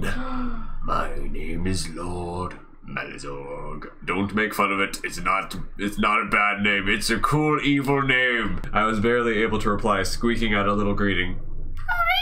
I responded. He laughed, twirling his sword. Are you frightened? He questioned me, twirling his sword. What? Twirling his sword? Twirling his sword? That's a lot of sword twirling there. Obviously. I found the voice to reply. Not enough. I'm sure you know I don't like you based on the fact that I've got a sword at your neck, but I can't kill you for using my machine yet. Believe me, it's very difficult to show restraint, but I need to keep you alive for now. Why? I don't know, I haven't scrolled down yet. All in good time, Evan. But they say there's no time like the present. Bruh. They might say that. I don't. Now, what I came here for. Give me your right arm. Give me your arm. This is mine now. Give me your hand. He ordered, holding out his hand. Why? So you can chop it off? Don't be silly, Evan. He laughed, reaching forward and grabbing my wrist. His black leather gloves were icy cold. "This is all I want," he told me, forcing me to stretch out my arm and expose my birthmark. He tapped my birthmark with the sword and chuckled again. From deep within the recesses of his hood, I smelled putrid, rotting flesh and sulfur. You want my birthmark? I'm not even sure whether it's an oddly shaped scar, a splotch of lighter skin caused by oddly effective sunscreen, or a birthmark. Why do you want it? It's tasty. You don't need to know everything. We need to know something, though. The readers are so confused. Honestly. Suddenly, he swiped at my arm with his sword, and pain exploded through my arm. I quickly withdrew my arm, breathing hard. Blood dripped down my arm, and I pressed my t-shirt on the patch of skin that Malazorg had cut. Malazord held in his hand the bloody strip of skin upon which my birthmark was clearly visible. Malazorg laughed again. Ow! What was that for? I asked him. It'll grow back. Why will it? Not if it's sunscreen splotch. Why did you want to cut it off? Oh, yes, I know it will grow back. I haven't changed your genetic code or anything. Just to explain that, to let you know, because that's totally irrelevant. My sword can change your genetic code. Malazorg weighed me out dismissively, annoyed. I'm just removing your symbol for the moment so that you will not be recognized. He then angrily threw my patch of skin on the ground, spat black saliva on it, and ground it into the floor of the machine with his boot's heel. I may not be able to kill you right now, but I can make your life miserable until the point at which I can, Malazorg told me, stepping over to the control panel of the machine. Under his boot, my birthmark had completely rotted away, leaving a patch of residue and a slime that smelled like Malazorg's breath. I gagged as Malazorg fiddled with the controls. Let's see, where should I send you? Ah, I know just the place. He pointed at a switch on the other side of the control panel. It flipped without him even touching it. Thanks, Darth Vader. Well now, a last bit of advice. Keep this meeting secret if you want to keep your tongue and toes. Very specific. Get my drift? He asked. Happy adventuring, he cheerily told me. That doesn't fit with the image I have in my mind. Happy adventuring. Happy adventuring! You would want to be pooped on! Plot twist. Snapping his fingers in a puff of smoke, he was gone. With the car having a minimum volume of 85 cubic feet and the rock weighing at a conservative 150 pounds, the boulder weighs 12,750 pounds. The boulder is pressing against Ethan with a force of 410,219 newtons. That's the minimal force needed to move the rock off of him, and he's throwing it 30 feet in the air, which means that he's outputting well over the minimum requirement. Oh my gosh. Don't quite know how to put it. Amazing. So now, this is, I think, a scene where things get absolutely bonkers and still aren't explained for pretty much ever. My blood continued to drip onto the floor, and as the ever-growing puddle touched the smelly residue, all my puddle of blood turned black. Okay. I would have thrown up then had the hatch not burst open just then. Knowing it would be the Israelites, I quickly swung my backpack at the people coming in the hatch with my good arm. Apparently it hit Dad because he yelled in pain as he and the Israelites tumbled into the machine and landed in a heap behind the control panel. I vaguely heard Ashley chanting, "Fight! Fight! Fight!" as they began to wrestle behind the control panel. I instead of helping Dad, however, got a water bottle and used some of its contents to wash the poisonous black puddle out of the machine's hatch. I did not want any of that stuff flying and landing on my arm if they accidentally hit the lever. Luckily, I managed to wash it all out onto our lawn before they did just that, sending us flying through time and space once more, my blood flying everywhere as the Israelites tried to strangle me. Amazingly, as we time traveled, none of the four of us fell out of the hatch and died. Where's Ashley, though? Was she just watching from the outside of the machine? Alright. Apparently getting stuck behind the control panel was a good thing. We landed okay, but something was wrong. The hatch was still open and it was dark, foggy, and smoking outside. Dad, the Israelites, and I stopped fighting. He has sent us to a rave. Dad, the Israelites, and I stopped fighting, listening to the strange, eerie silence that came from outside. We cautiously stepped to the hatch in awe, me holding my arm to staunch the blood flow. I ripped a strip of my t-shirt off and tied it around my arm as a bandage. This was very effective in stopping my bleeding, and the pain began to subside to a dull throb. Suddenly, the invisible follower I had felt before grew more noticeable again, so his presence was potent enough that I actually felt as though he was right behind me. I turned, finding Bro, he literally was a second ago. Yeah. He literally was. I whispered the name of the presence under my breath, as I now knew who it was. Malazorg. I nervously looked out of the hatch. I gasped, nearly having a heart attack, which I already had one previously, at the view set out before me. The machine had landed on the top of the battered, overturned head of the Statue of Liberty, stealing from the Planet of the Apes, and all around me were familiar faces. All around me was the wreckage of cars, buildings, and bodies of people and animals. Yikes. Not PG. I looked up to see quite distinctly that the moon was in several pieces, and much closer to the Earth than it should have been. An aura of fear hung here, and the only light came from the fires and craters all over the battlefield that must have once been America. I saw a lone figure crawling along the ground, perhaps the only survivor, but still severely injured. 5. He had only one arm, and his legs were gone. It's Ghost Moon! It's Ghost Moon, no! What happened here? I shouted at him. He called softly for help, then his head fell to the ground, and he moved no more. Dad and the Israelites were cautiously peeking out of the hatch. I climbed down the head of Lady Liberty with tears in my eyes. Why would I do that? I jumped the last few feet to the ground and began to pick my way through the wreckage. It was completely silent, aside from the burning fires scattered around the ruins. What does the machine say the date is? I choked out to Dad. In 2 years, replied Dad, who had evidently already checked. I was devastated and terrified. As Dad and the other passengers stepped out of the machine, the head of Lady Liberty cracked, and they fell off, landing next to me on a ripped-apart mattress. That's convenient and also inconvenient and also what? Malazorg had done all this. I was sure of it. At least he had sent us here. As I looked at what was left of New York, or whatever the head of the statue, or wherever the head of the statue had ended up, I concluded I didn't want to see anything more. Stabs his eyes out. No! Let's go, I advised softly. Dad was staring at a scrap of paper that had been a wanted poster. Come on, Dad. Evan, look, he gaped. I picked up the paper to see my name and face in the poster. It indicated that I had destroyed some national monuments, caused huge explosions, tried to kill people, and was going around the world. I am the villain! Whoa! He's the bad guy. I met Dad's gaze. No, that won't happen. I would never. What? I sobbed, sitting down on the smashed car. Malazorg's messing with my head. This can't be real, I thought, arm throbbing. Flaw. Sorry. Suddenly, the ground shook, literally feeling like the earth had been hit with a meteorite. I then realized I didn't feel so heavy. I felt light as a feather. Not emotionally, but literally. Not emotionally. It felt like gravity had been decreased. The sun then rose 10 times faster than it should have.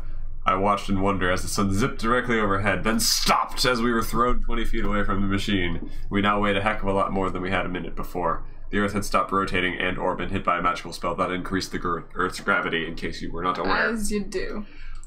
That's physics. Thank you for the creativity, but that's not how physics works. In the course of one paragraph. The Earth feels like it's been hit by a meteorite. Suddenly it's rotating faster. Boom! Suddenly it completely stops and we get thrown. No, the Earth would be ripped apart. There would be shockwaves perpetrating through the entire atmosphere. The world would be ripped apart and just torn asunder. You would not be able to just go, I suddenly feel lighter and heavier. And that's it. No, you would die so many times over. Yes, the physics. Oh, whatever. A shining golden ball of energy appeared around the machine and it flew up into the sky. Why is that and capitalized? I don't know. No! It is JoJo. I shouted as it sped up. As it sped up, a spaceship crashed into it. A hold-on maneuver, shattering energy and causing a humongous explosion from which I saw the machine emerge from, zooming off into space. Great. I watched in horror as it faded off into the distance. Great. As the fire from the explosion dissipated, I saw nothing other than the machine flying into a different part of space. How can I see into space? This is the size of a trailer. How do I see? how do I see that far? Unless there's no atmosphere anymore, in which case it makes sense why there was no shock. Oh my god. What is happening right now? Is the Earth, like, too super tiny, and that's why, like, all these physical things are happening? It's an Animal Crossing world. Oh! 2 machines? I saw a human figure in a spacesuit flying away from the first machine as it drifted and falling to Earth. He landed on his feet and he didn't seem to feel heavy at all. What the? He expressed, taking on off his helmet to reveal that it was my future self. It was someone doing something cool. Obviously, it's me. Only he seemed to be a few years older as he saw us. Oh yeah, I remember. Wait here. He then replaced his helmet, looked up at the first machine that was drifting away, and blasted into space with fire shooting out of his boots. And we were left speechless. Okay, Iron Man. A moment later, a ball of fire was streaking across the sky. And hitting the ground a few miles away. Cool. It had hit with such force that the Earth began to spin again, making standing up possible. Super EJ throws the machine with such force that the Earth begins rotating once more. Oh my goodness. Run to it! I heard myself. How do I yell from space? In a spacesuit? How does anyone hear you? Shout to us. No one needs telling twice. As a lightning bolt struck 10 feet from us, we, including the shocked Israelites, ran screaming towards the smoking crater. Okay. A ring of fire and lava suddenly appeared around us, and we slid to a stop in the middle of the circular wall of flames. The sky grew darker still, if that was possible, and the Israelites, Dad and I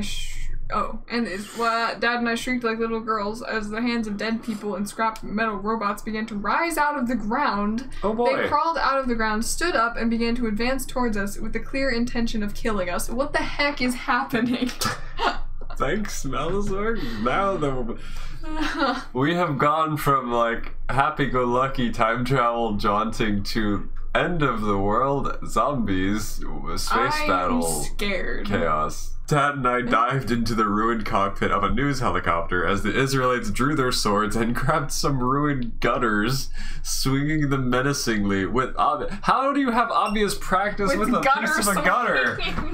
Alright. As we watched in awe, science fiction, ancient history, and horror movie met in a flurry of blades, resulting in some hacked-to-bits zombies, spare robot parts, and some considerably scary memories of 2 Israelites going ninja on some zombie robots surrounded by a ring of fire. What did I just read? But, don't How is there a moral to this story? But, you don't have to tell us how any of this happened. Just give us a little summary sentence that says, this happened. The moral of the story, never mess with an angry Israelite. Yeah, we don't get to understand any of what's happening for, like, 2 books. 2 books! No one's gonna... I mean, if you include the rest of this book, that's like 3 whole books. Just no idea what any of this is or why. Oh boy. Things just happen. And because I'm so stingy, not telling anyone my secrets, nobody knows what's happening. The pacing is awful. The pacing is terrible. Yeah. Like, I was gonna say, Holy heck. once the whole, like, wanted poster thing happened, that was actually one thing that I was like, oh, that's kind of interesting, the wanted poster.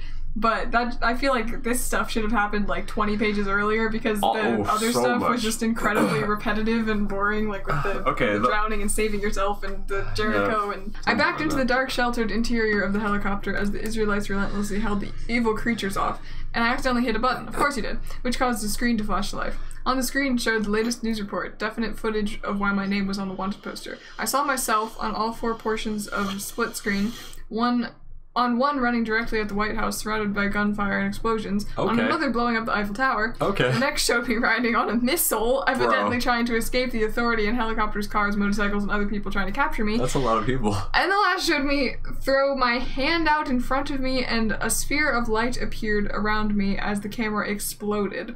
In the center of the screen had the heading Evan Thompson, an invincible terrorist? Super a Jerry Stu terrorist?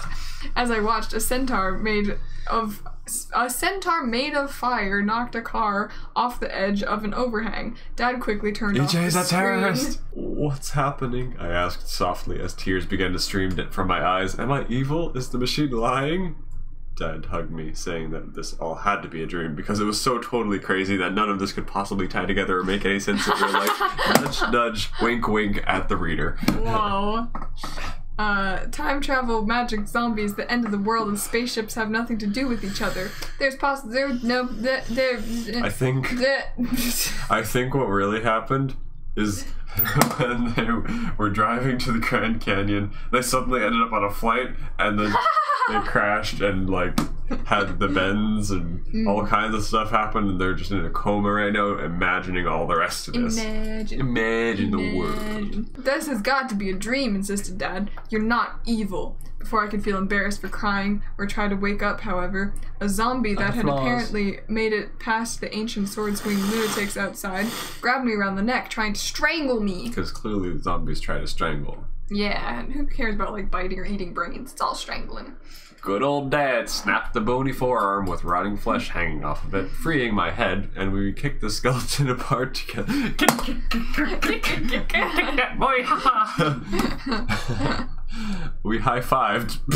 As you do. And began to walk out the helicopter. The tone is just like... so casual. Campy, grim murder. Oh my gosh. We high-fived and began to walk out of the helicopter, but heard a clanking sound behind us. We turned to find the fractured bones rebuilding, and the newly reformed zombie continue advancing. Dad screamed and punched the skeleton's skull off. It's a skeleton now? And as the rest of the body began to lumber off in search of it, we ran out to find the Israelites back on top of the helicopter, looking terrified as I chopped the remaining rebuilding robots and corpses. One of them fell, and the other was quick to follow as the zombies overran them. The creatures, however, crawled right over top the Israelites, not trying to hurt them at all, merely advancing towards Dad and I. We were surrounded, and the ring of fire prevented us fleeing. We tried to jump up on the copter to help the fallen down Israelites, but they chopped at us. "You morons! It's us!" Dad shouted at them. A look of realization crossed their faces, and they tossed us their bent and broken improvised swords, while keeping their own swords to themselves. Thanks a lot, I thought, as I lifted the unevenly weighted gutter. My arm protested, but I knew that I had to fight through the pain. We chopped and swatted, hacked and swung, but no one was making any progress. Though the dead people were kind of wimpy, they just kept coming, and they don't stop coming, and they don't stop coming. We were backed up against the wall of fire with nearly no hope or energy left when I made the discovery. I sliced off a robot's arm and a zombie's leg, and they fell into the ring of fire. I noticed that they didn't reform. "Make them land in the fire!" I yelled. We then gained the upper hand and managed to melt every last one after a huge battle and a tremendous effort to fight without bleeding to death on my part. It's like... Bro, did they just summarize the entire battle? Yeah. Managed to melt every last one after a huge battle and a tremendous effort. We were fighting and then we won. Okay, yay! Unfortunately, the fire around me began to writhe, forming a giant monster. Cause of course, why not? Breathed in flame, looking like a minotaur. Why not? With sharp teeth, lava breath, and a whip made of fire. Literally a Balrog. Why did I have no creativity of my own? Bruh.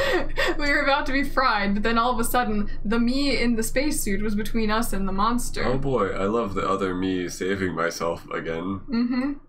"Hey, ugly!" he shouted at the thing. That hurt my ears. Sorry. It's okay. Throwing his helmet at the monster. At the monster. He winked at me, then caught the helmet and had... Why is all this winking? There's too many winks. Too many annoying winks. I don't like it. Explain things to yourself. That had harmlessly bounced off so the monster as it rolled. "Believe me, you do not want to tour the rest of this ravaged world," he insisted sadly as the monster prepared to swing. The next thing I knew, I was witnessing a fight of monster against magic as the minotaur breathed fire and swung his whip. The other me jumped and wove in and out of the monster's leg, his fiery legs, causing it to nearly fall over. A sword appeared in his hand. We're just saying, okay. Accepting, because it's gonna get crazier, apparently. A sword appeared in his hand and a purple beam of crackling lightning shot from his hand at the monster. Then he sprayed ice from his hand and the monster roared in anger. The other the future guy apparently has, like, master trained level magic. This is the end game bad They're boss. throwing so much at us right now, all at once. Yeah, just don't question what the other future guy can do. He's clearly gained magic powers that are beyond comprehension. Okay. He sprayed ice from his hand and the monster roared in anger. The other me chopped at the thing with his sword and then he flashed white, a wall of light spreading from him. The monster was pushed out of the way, The wall of flame dispersed, and the wall of light spread to both sides of us, forming a path around us where we were Forming a path around us from where we were to where the meteor had landed a mile away. Okay, got it. Except it wasn't a meteor, it was the machine, so why did I call it a meteor? Okay. Follow the path to the machine. You will be safe. Now, Evan, I would advise not ever using the machine again and obeying Mom and destroying it, but I guess I'm here, so it's obvious you won't care. Anyway, I wish I had listened to myself when I was you. We caused this, the other me claimed, motioning around at the destruction. He hung his head. Just destroy the machine. You can't use it. I know I can't change the past, so I know you won't destroy it, but this isn't coming out right, he said. Very well, the other me told him, donning his helmet and leaping into space. Leaping into space. The four of us looked at each other confusedly. What? I caused? We have to destroy... Huh? I asked. You know, any explanation would be great. The Israelites shrugged and began running madly towards the meteor. Dad and I followed us as the monster on the other side of the bright force field bellowed angrily. We found an enormous crater with the machine in the center when we reached the place.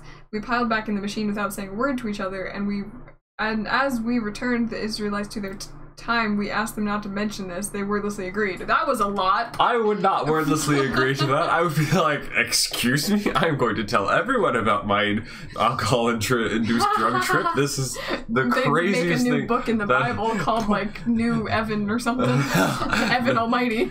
New zombie. He is Evan Almighty. Oh my gosh, freaking oh no. The moment we got home, I felt like someone had just stabbed my skull with a knife. Not to mention my arm, which was throbbing like crazy. For some reason, I hadn't felt a lump on my head since the Israelites had killed the phone. Oh yeah. That happened. But I forgot about that. It was so minor compared to everything else. But I felt it again now, and the overpowering invisible presence had diminished now as well. I staggered past Ashley and Mom to reach the other machine, climb in, go back a few minutes, and turn the machine over to me when I had... How do I have the presence of mind to even keep track of whatever I needed to do there? No. Oh, sure, whatever. I accidentally hit the first me in the head with the hatch, and I thought how much that would hurt now. I had surprised myself, not knowing I was still able to laugh at such a thing after what I had just seen. Nope, that doesn't even make sense. Not even a little bit. Dad and Ashley will be here shortly, I sighed to Mom. What an adventure! Despite the horrifying images replaying over and over again in my mind, the exhilarating discovery and exploration was more than enough to tempt me. No! Are you okay? No. Dude, listen to your other self who just said, bro, freaking You just saw literal zombies. You caused the world to end, sir. Are you okay? I can't. Anyway.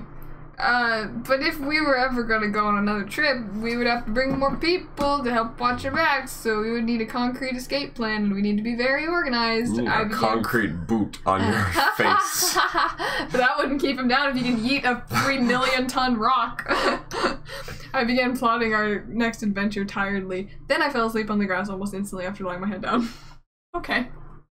Repeat after me, guys, Mom sternly commanded the next day. Repeat after me, guys, Dad and I replied with a smile. I hate both of you. Good. I promise that I will never, ever use the time machine again in any way, shape, or form, ever again, and we will destroy this machine as soon as possible, she said smugly, glad she had made it impossible for me to misunderstand her decree. After exchanging a quick glance, we winked and turned back to Mom.